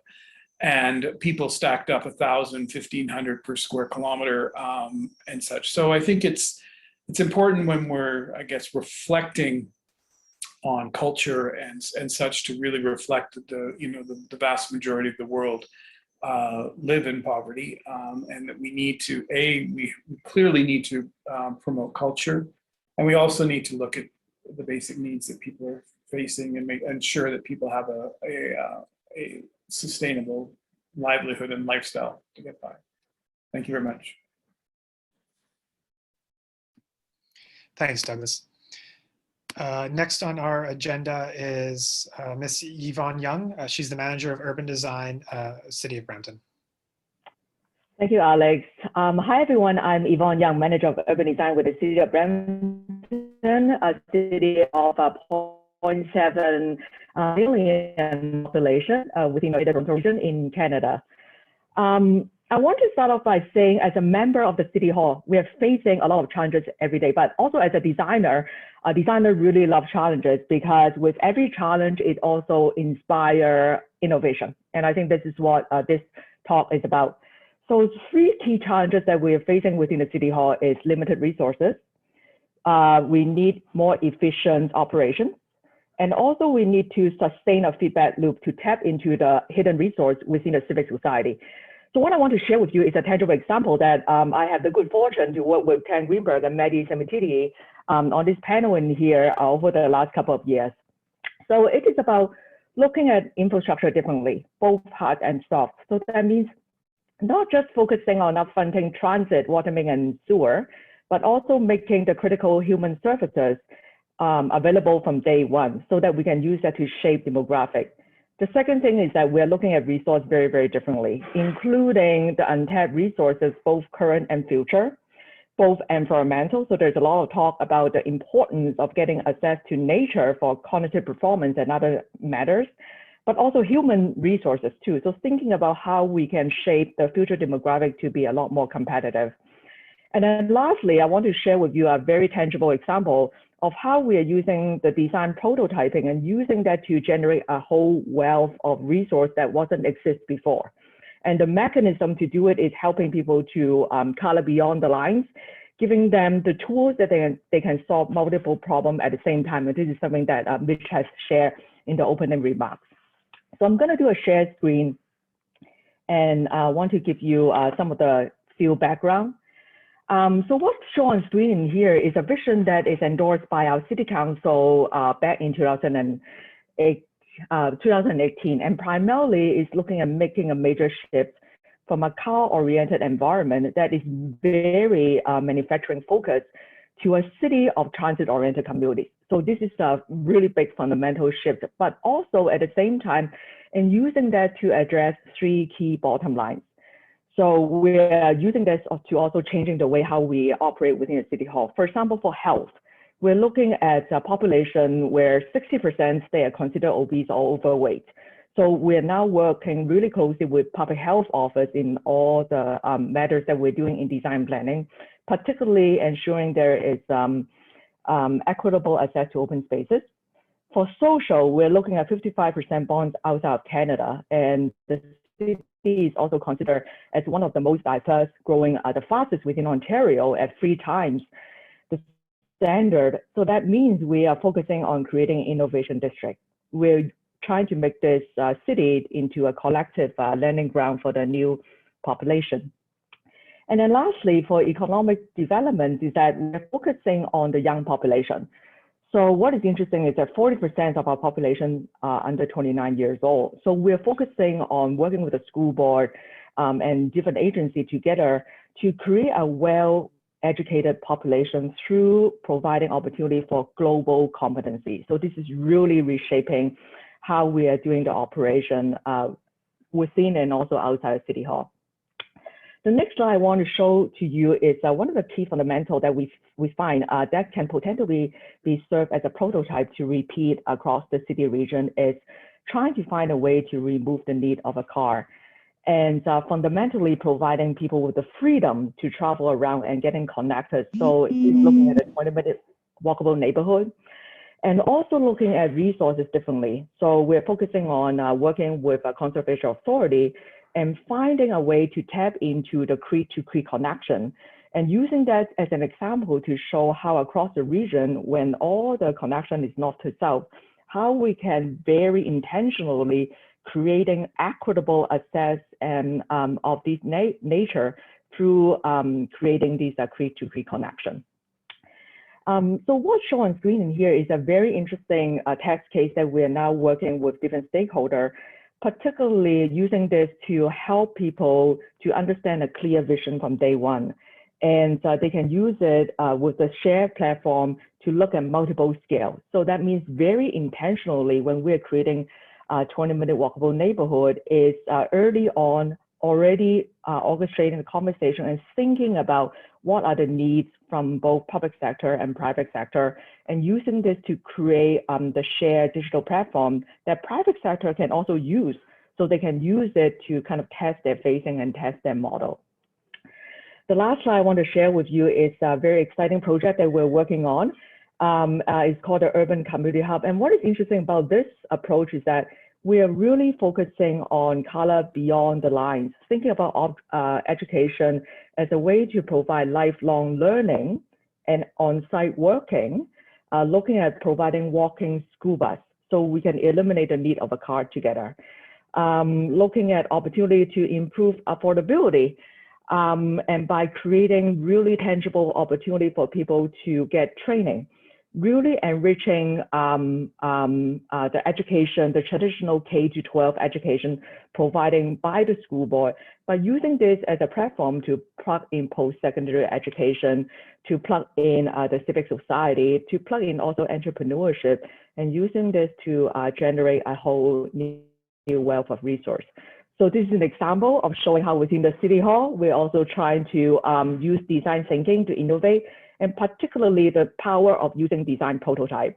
What we find is that traditionally when we are in a meeting setting, if it is just words, it's very hard for people to find a way to contribute, but this mechanism is working really well. So thank you for having me. Thanks, Yvonne. We have about 15 minutes left and 4 speakers left to go through. So everyone please be aware of time. So next is Saram Natyaran. who is an independent consultant and expert on food security and urban agriculture. Hello, can you hear me? Yes. Thank you, Krishnan, and the Urban Economy Forum for having me once again to raise a few issues about food, nutrition, urban food security, and the need for plan design for urban agriculture wherever it is possible in urban areas.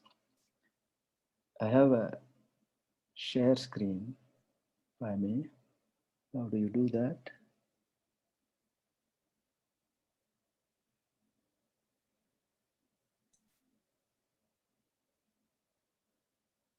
Can you share the screen? Yeah.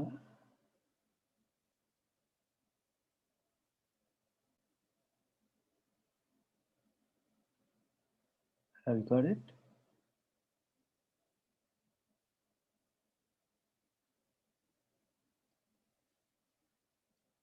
Is it there?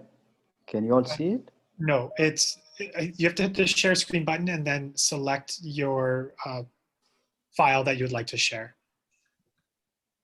I have the share screen button and this. There you go. Yes. Yeah. Okay. So this is titled Hyper Innovation, Vertical Farms and Urban Nutrition. I use particularly the word hyper because of the speed and scope with which the technology of producing food has advanced in the past 2 decades or so. And the speed and scope has been so powerful as to infringe on everybody's life, just like the information technology revolution or the social media or other technologies that we are constantly engaging with and unable to get rid of. And slideshow. Okay.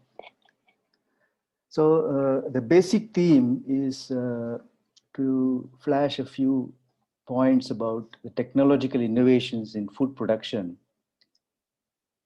and how they are relevant for urban nutrition and food security. I deal with it in 3 parts in this short period of time, but they are very short parts. One is the background that we are going through, the unfolding pandemic with no end in sight, and how the new vertical farm technology revolution is shaping and impinging on urban nutrition and food security. And a few words about Shanghai, where there is a new district has been created with very ultra-modern vertical farming space coinciding with work, life, and leisure.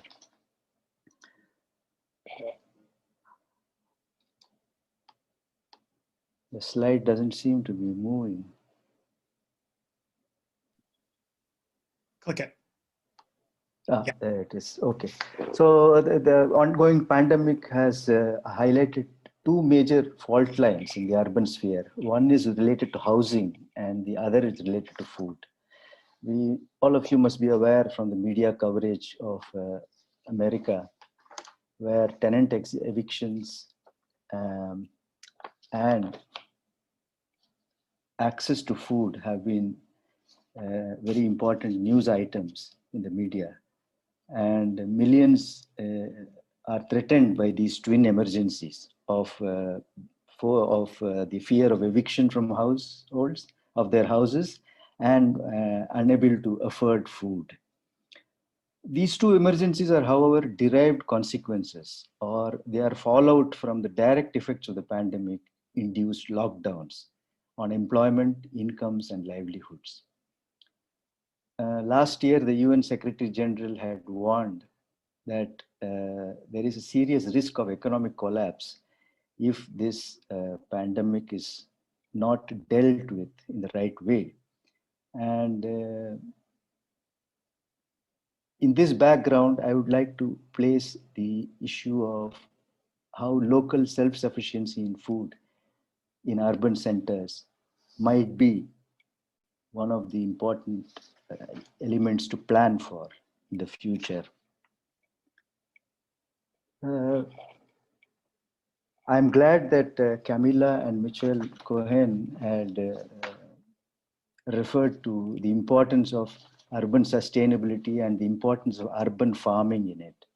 Krishna and I have been having some discussions on this as to how to integrate this idea into the Urban Economy Forum.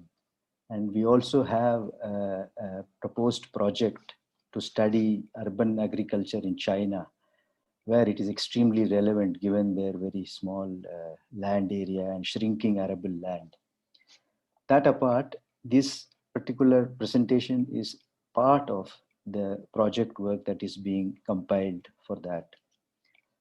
Now, we've seen rapid advances in microelectronics, computing, and information technologies on the one hand, and post-green revolution technologies in the area of farming and plant technology. These two streams of modern technology began to be fused in a combination, and that is what has been the result in the vertical plant factories, as it's called, the vertical farming is called these days, and which does away with arable land and instead utilizes specialized inputs to grow food on a large scale. Advanced genetic engineering, semiconductor technology leading to LED lighting, as well as nutrient-enriched water constitute the ingredients for this whole vertical farming. The technology, information technology has also permeated into outdoor agriculture or conventional agriculture, and it is now called in China as smart agriculture. And it incorporates drone technology and control, management of inputs, and the crop development is done digitally and highly controlled through programming. The vertical farm idea began somewhere around 2010 when Dixon Despomier, who was a professor at Columbia University, microbiologist, along with his student, developed this whole idea of vertical farms. For those who don't know about it, this is a fairly well-known concept. And wrote this book called Vertical Farming, Feeding the World in the 21st Century. According to him, there is the extreme position that can be taken is that you actually do not need any land for farming if we have vertical farms supplying all the food. This capability of this technology to supply food for all. And he raised 5 points which are very interesting. And he says that farming for such a huge population that the earth carries today will actually ruin the environment if we destroy more forests, bring more land under cultivation, and do more intensive farming with the current industrial model of farming with chemical inputs and pesticides. So he suggests high-rise glass farms which reuse and reduce water, mostly in urban areas. He's talking about urban settlements, which will be the dominant collective unit in the future. Reduce fossil fuel emissions. And according to some of his estimates, you need just 5 acres of 30-story high, each will equal about 2,400 acres of arable land, which would probably be enough to feed a large city like Toronto. And incorporating other technologies like hydroponic greenhouses and aquaponic technology integrated with fish production and aeroponic, which is soilless agriculture, it would be possible to solve the problem of availability of food for the entire planet. Hi, Saram, could you please provide your... This is the last part of my thing, and this is an example based on this vertical farm incorporated into the city designing itself has been attempted in Shanghai. It's a 250-acre land in one of the districts, which contains housing, commercial space, vertical farms, and public spaces. It will grow mainly green vegetables and also fish in the future. Some of the pictures from this design, which was completed by a firm called Sasaki. And this is the very technical, detailed model about how different aspects join together in a closed circuit and highly tech intensive. And so that was the illustration about that. But there are many other cities in the world which are mostly wealthy cities, have already very well developed vertical farms and urban farming. And the high costs prohibit smaller regions to adopt. But there is also the agroecology movement, which is gaining momentum, which is recommending a going back to natural farming. Therefore, there is likely to be an intense debate between choosing vertical farms or agroecology. And these are very hard to predict scenarios. And therefore, we have to resort to our creativity and innovation to figure out how we can feed ourselves, especially in urban areas. Thank you. Thank you so much. It was really interesting. And again, I mean, as you identified, food and housing have become some of the major issues, especially following COVID, and the need to look at how we're going to feed ourselves as the more and more people are coming onto the planet and seemingly less and less capacity. So thanks so much. Next up, we have Marissa Kokoris, the Executive Director and founder of Aura Freedom International. Aura Freedom International is a grassroots women organization that works to eradicate gender-based violence and human trafficking through advocacy and education in Canada and South Asia. Marissa? Thank you, Doug. I was wondering if I could share a slide or two while I say a couple words. I'm going to keep it really brief since we are over time. Okay, thank you. So good afternoon here in a snowy Toronto, snowy day in April, and evening or morning wherever you are. And thanks for inviting me to this, this really cool panel, and to include the voice of women and girls and gender diverse people in the discussion today. I think it's really, really important to expand, when we talk about innovation and creativity, to expand the conversation to include marginalized groups who are often not seen as a way to innovate, or often not seen as innovative just in being themselves and just existing. So I want to start off by saying that healthy cities and communities start with healthy women. And in many communities and cultures, women are the traditional custodians of their families and all those around them. Gender-based violence is fracturing those families and communities, and it's fracturing tons of communities here in Canada.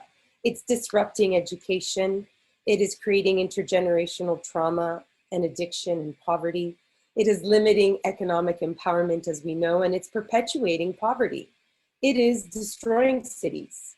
And sadly, it is robbing us all of that infinite talent and creativity that we would be able to experience from those people who are experiencing gender-based violence. And gender-based violence is and has been a global emergency in human rights abuse for centuries, yet has never been treated as such. So what I want to talk about today is how GBV, which is gender-based violence, how eradicating it can bring us closer to achieving the Sustainable Development Goals, can bring us closer to achieving healthy and vibrant cities. Municipal leaders convene regularly to discuss economy, migration, poverty, disease, and climate change. But we, the grassroots feminist sector, know that the eradication of gender-based violence and the empowerment of women and girls and gender diverse people can bring everyone increased wealth, health, peace, and climate justice to our communities. And the eradication of GBV, once again, will bring us closer to those SDGs that everyone is really keen on achieving. So grassroots feminist groups have known this for a long time, that eradicating violence is the key to a lot of development. We've said it many times, and we're saying it again now in 2021, that when you break a woman down, you break down her family and entire community. And when women and girls are healthy and safe, their families and communities thrive.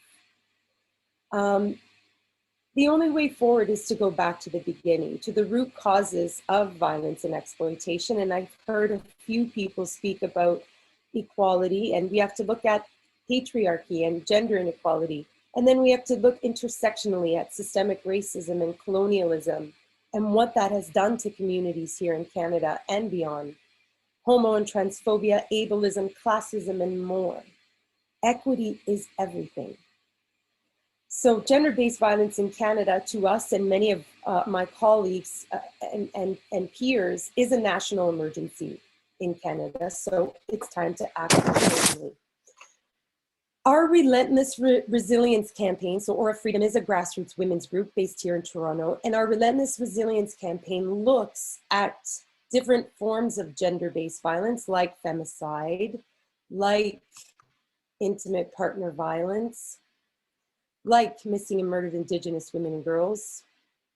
We engage with males and those who identify as men and boys. We look at systemic racism and how GBV affects racialized women. But a large segment of what we have done with the Relentless Resilience Campaign is through an intersectional look at gender-based violence, we have displayed, showed, proven that if we end GBV, we will become closer to achieving the SDGs. Now, I'm not going to go through all of them because we don't have enough time, but if we just look at the first few, like no poverty and zero hunger, we know that many Canadian women must choose between leaving an abusive relationship or facing poverty.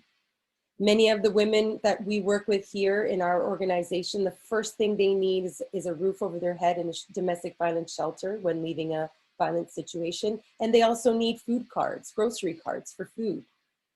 Evidence shows that women stay in violent relationships or return to violent relationships to avoid poverty for themselves and their children. And women who leave a partner to raise kids on their own are more likely to be poor. We know this, we've heard it, and we've heard about the increase in violence during COVID. If we look at sustainable cities and communities, which is very important in our discussion today, on any given night, thousands, over 6,000 women and their kids sleep in emergency shelters.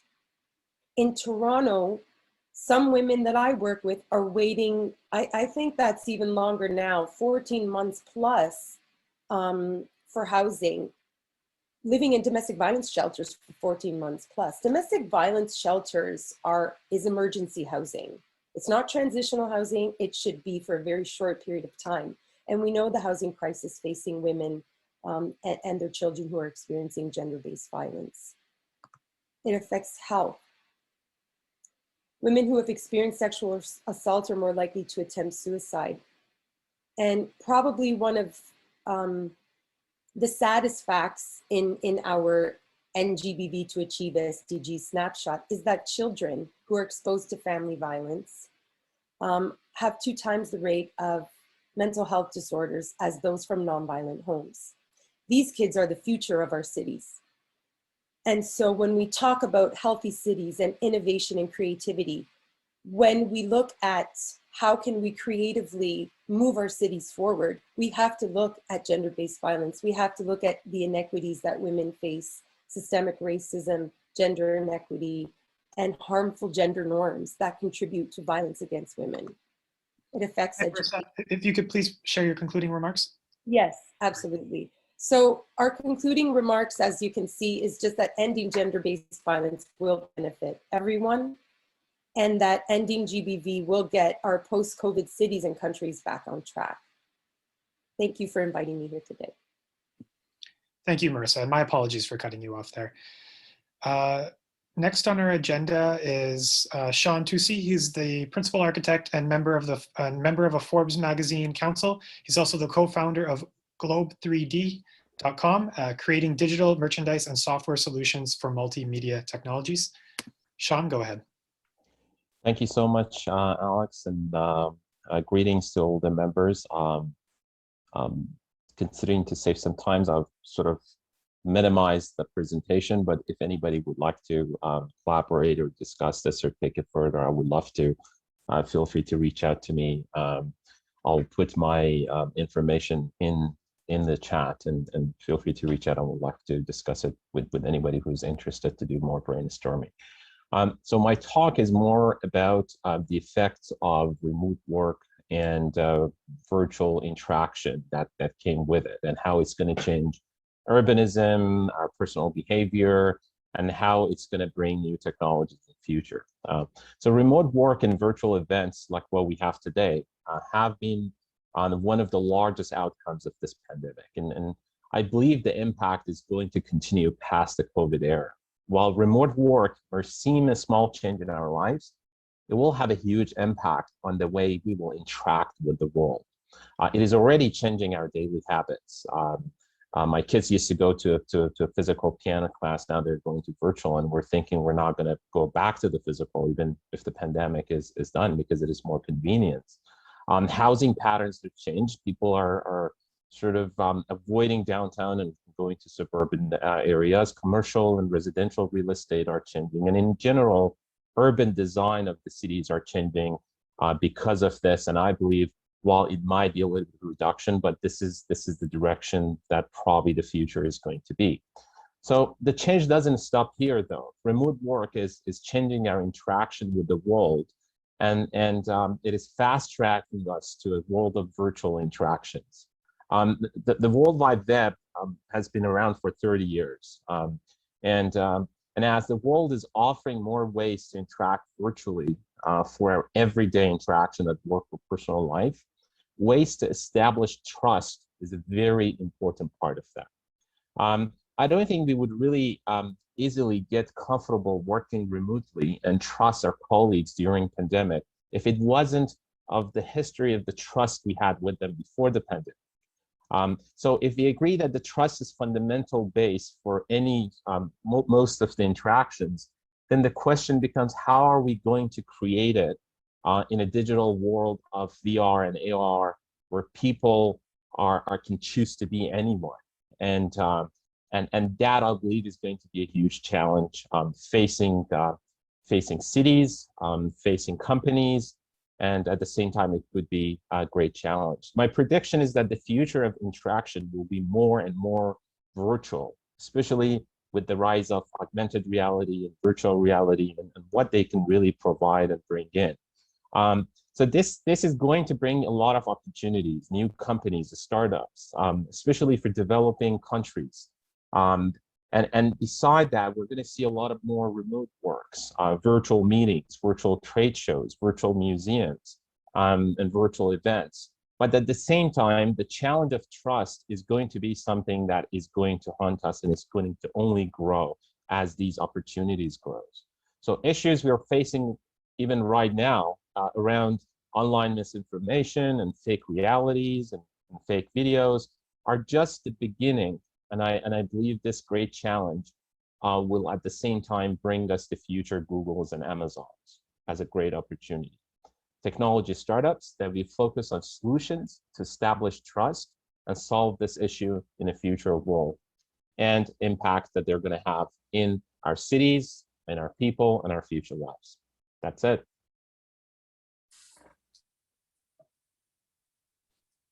Thanks so much. I mean, I think you speak to all of us, and we all fully understand when we're talking about living on Zoom.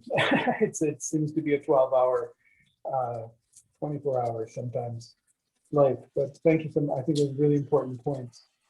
Our last speaker is Sam Cengini, is an independent filmmaker and CEO of Sam Picture Productions. And I invite him to have the floor.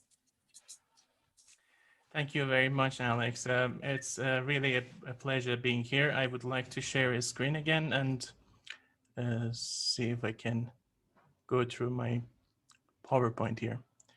Would you allow me, please?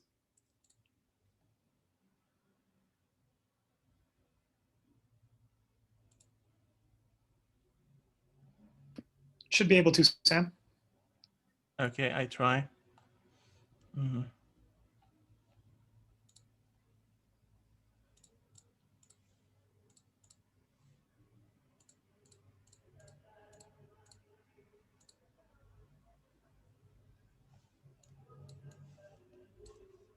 I don't know what's wrong with this, but here we go.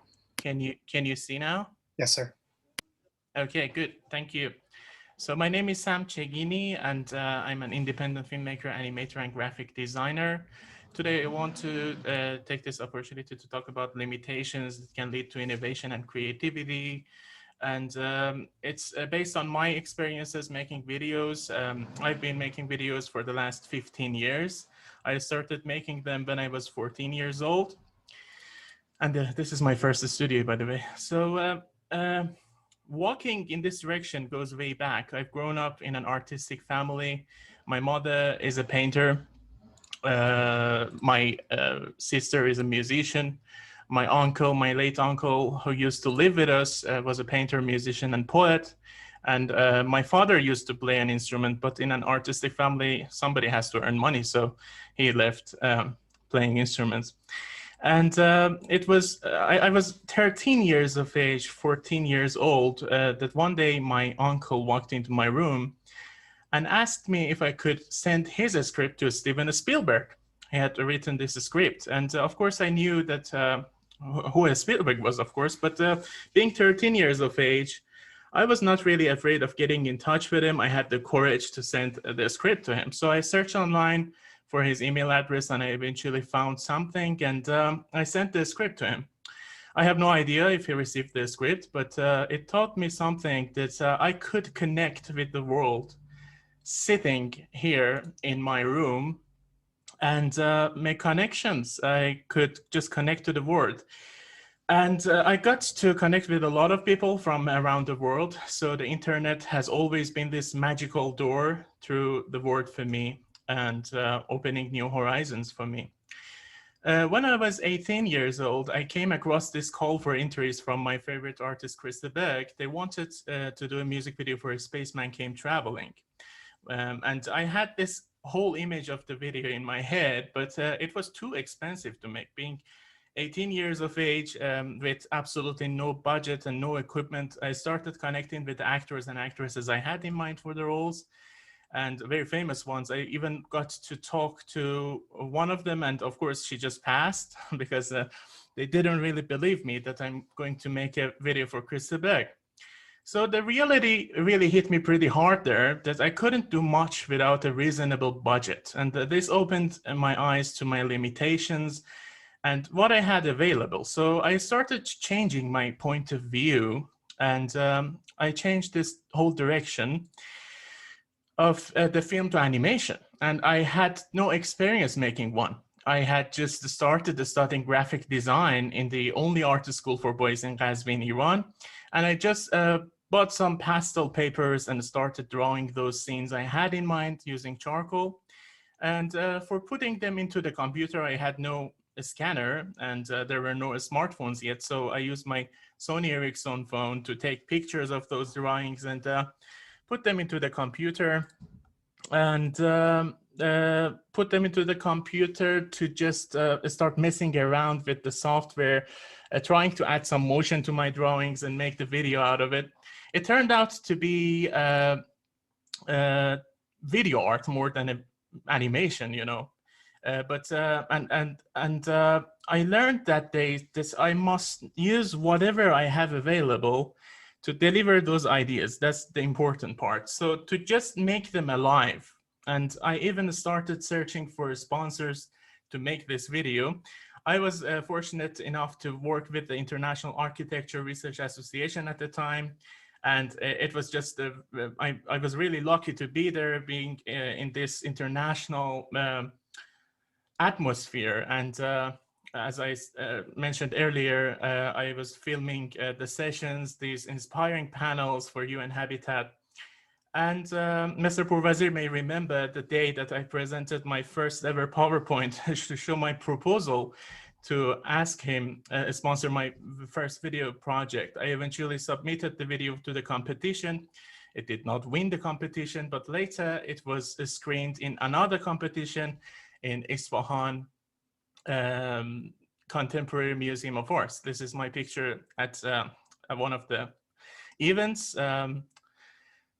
Recording the video, and this is my presentation to IRA, and this was the result. This was the result of the video, which was then screened at the Isfahan Contemporary Museum of Arts. And so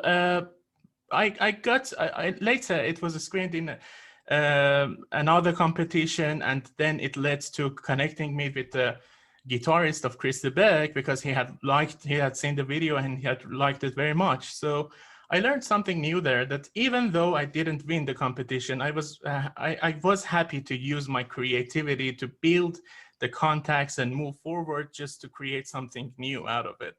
That's how I met Linden Island, the famous Dutch musician and folk singer, songwriter, whom I'm very happy to call my dearest friend today. And she watched the video, and she was the first artist who trusted me to make my first video for one of her songs.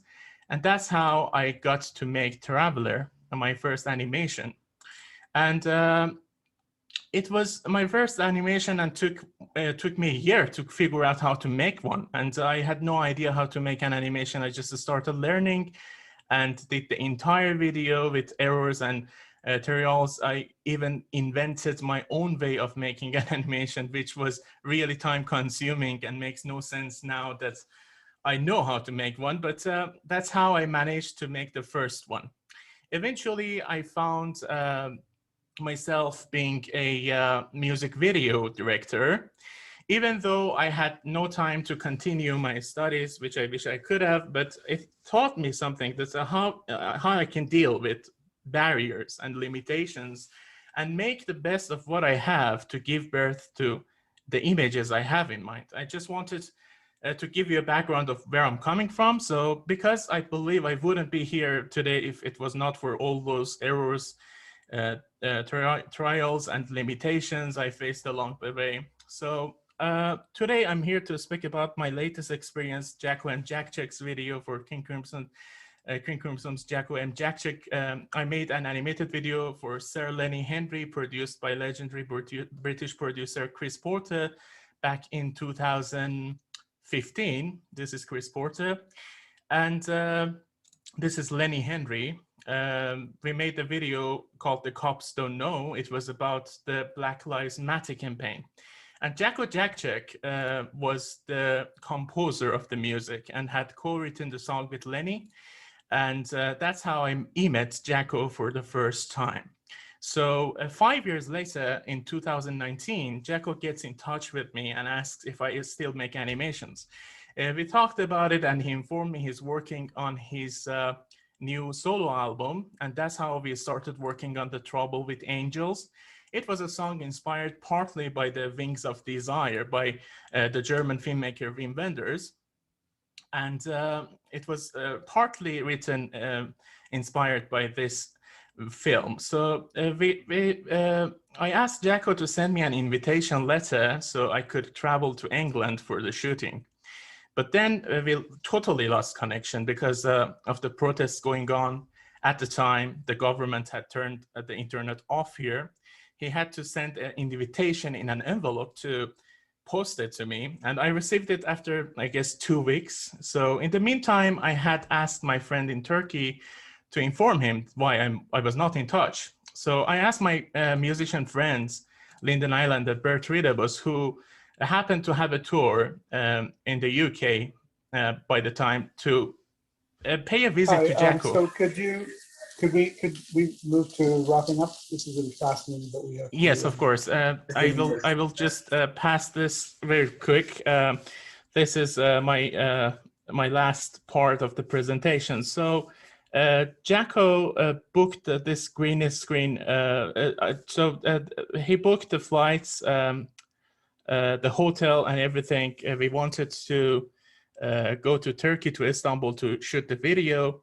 But at the same time, we wanted to go to the airport to shoot the video, to fly to Istanbul.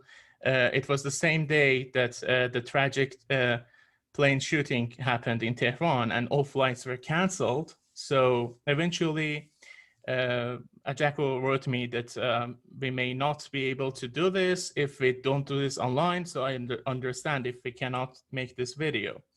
But eventually with this online, I was sitting here in my studio in Qazvin, and Jacko in the UK, he rented a green screen studio in London.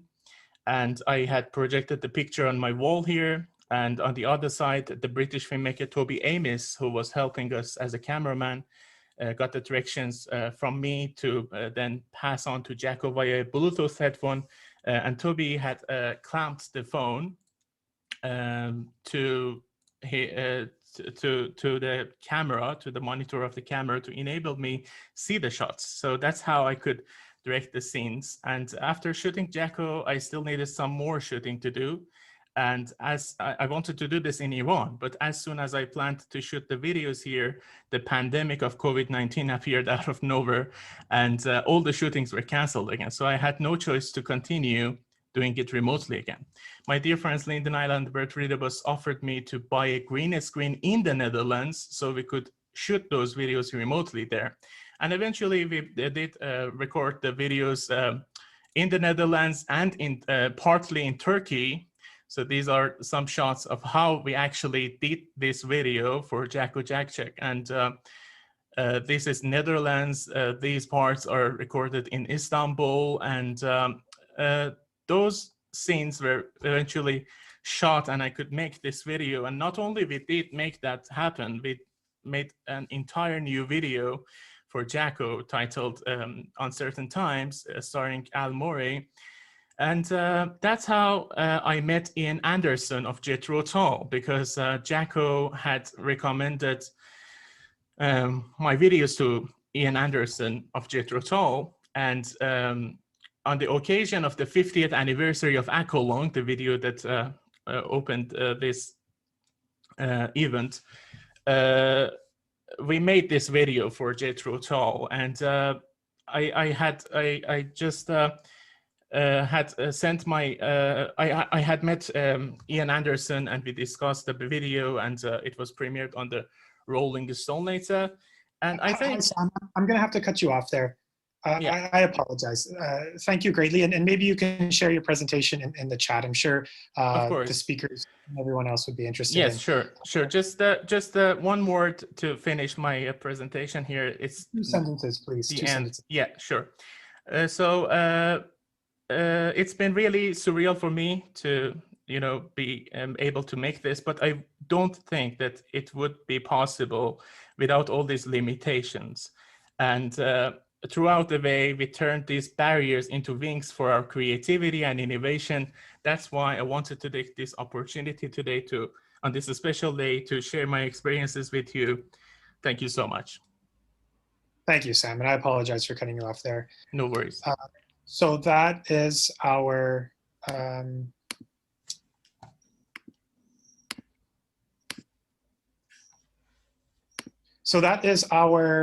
Creativity for Urban Future. I thank you everybody for coming. It was great to have so many different perspectives join us for this conversation. As we know, this is on occasion of World Creativity and Innovation Day, and the start of important dialogue as we discuss on how to move forward globally in a collective and collaborative way. Doug, would you like to share any closing remarks?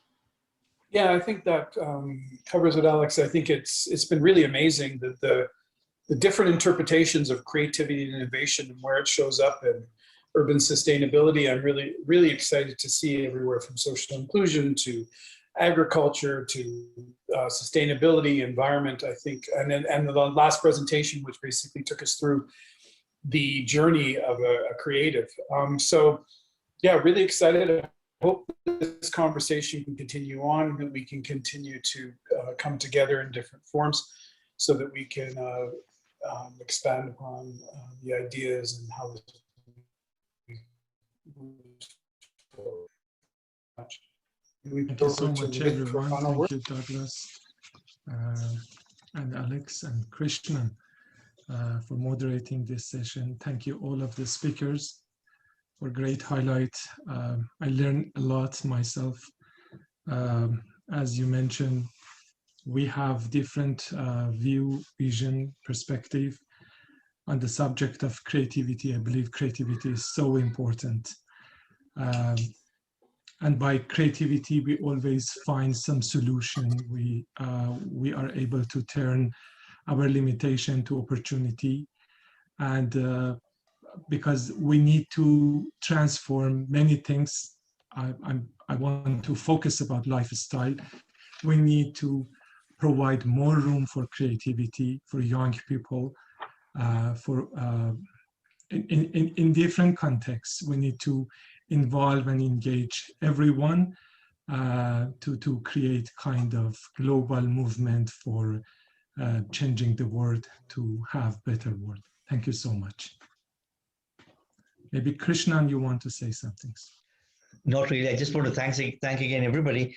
So this important event shows that fast changes happening across the world.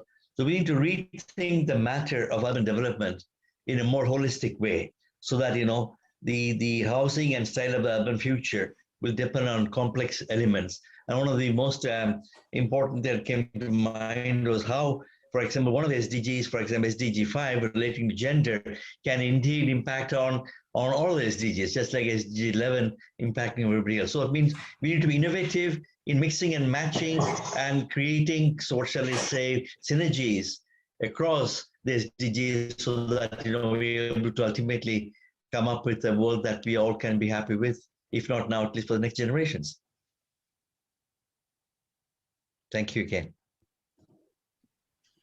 Thank you, everyone. So that concludes our Creativity for Urban Future session. Thank you. Thank you so much. Thanks, everybody. Thanks, everybody. Have a nice afternoon. Bye.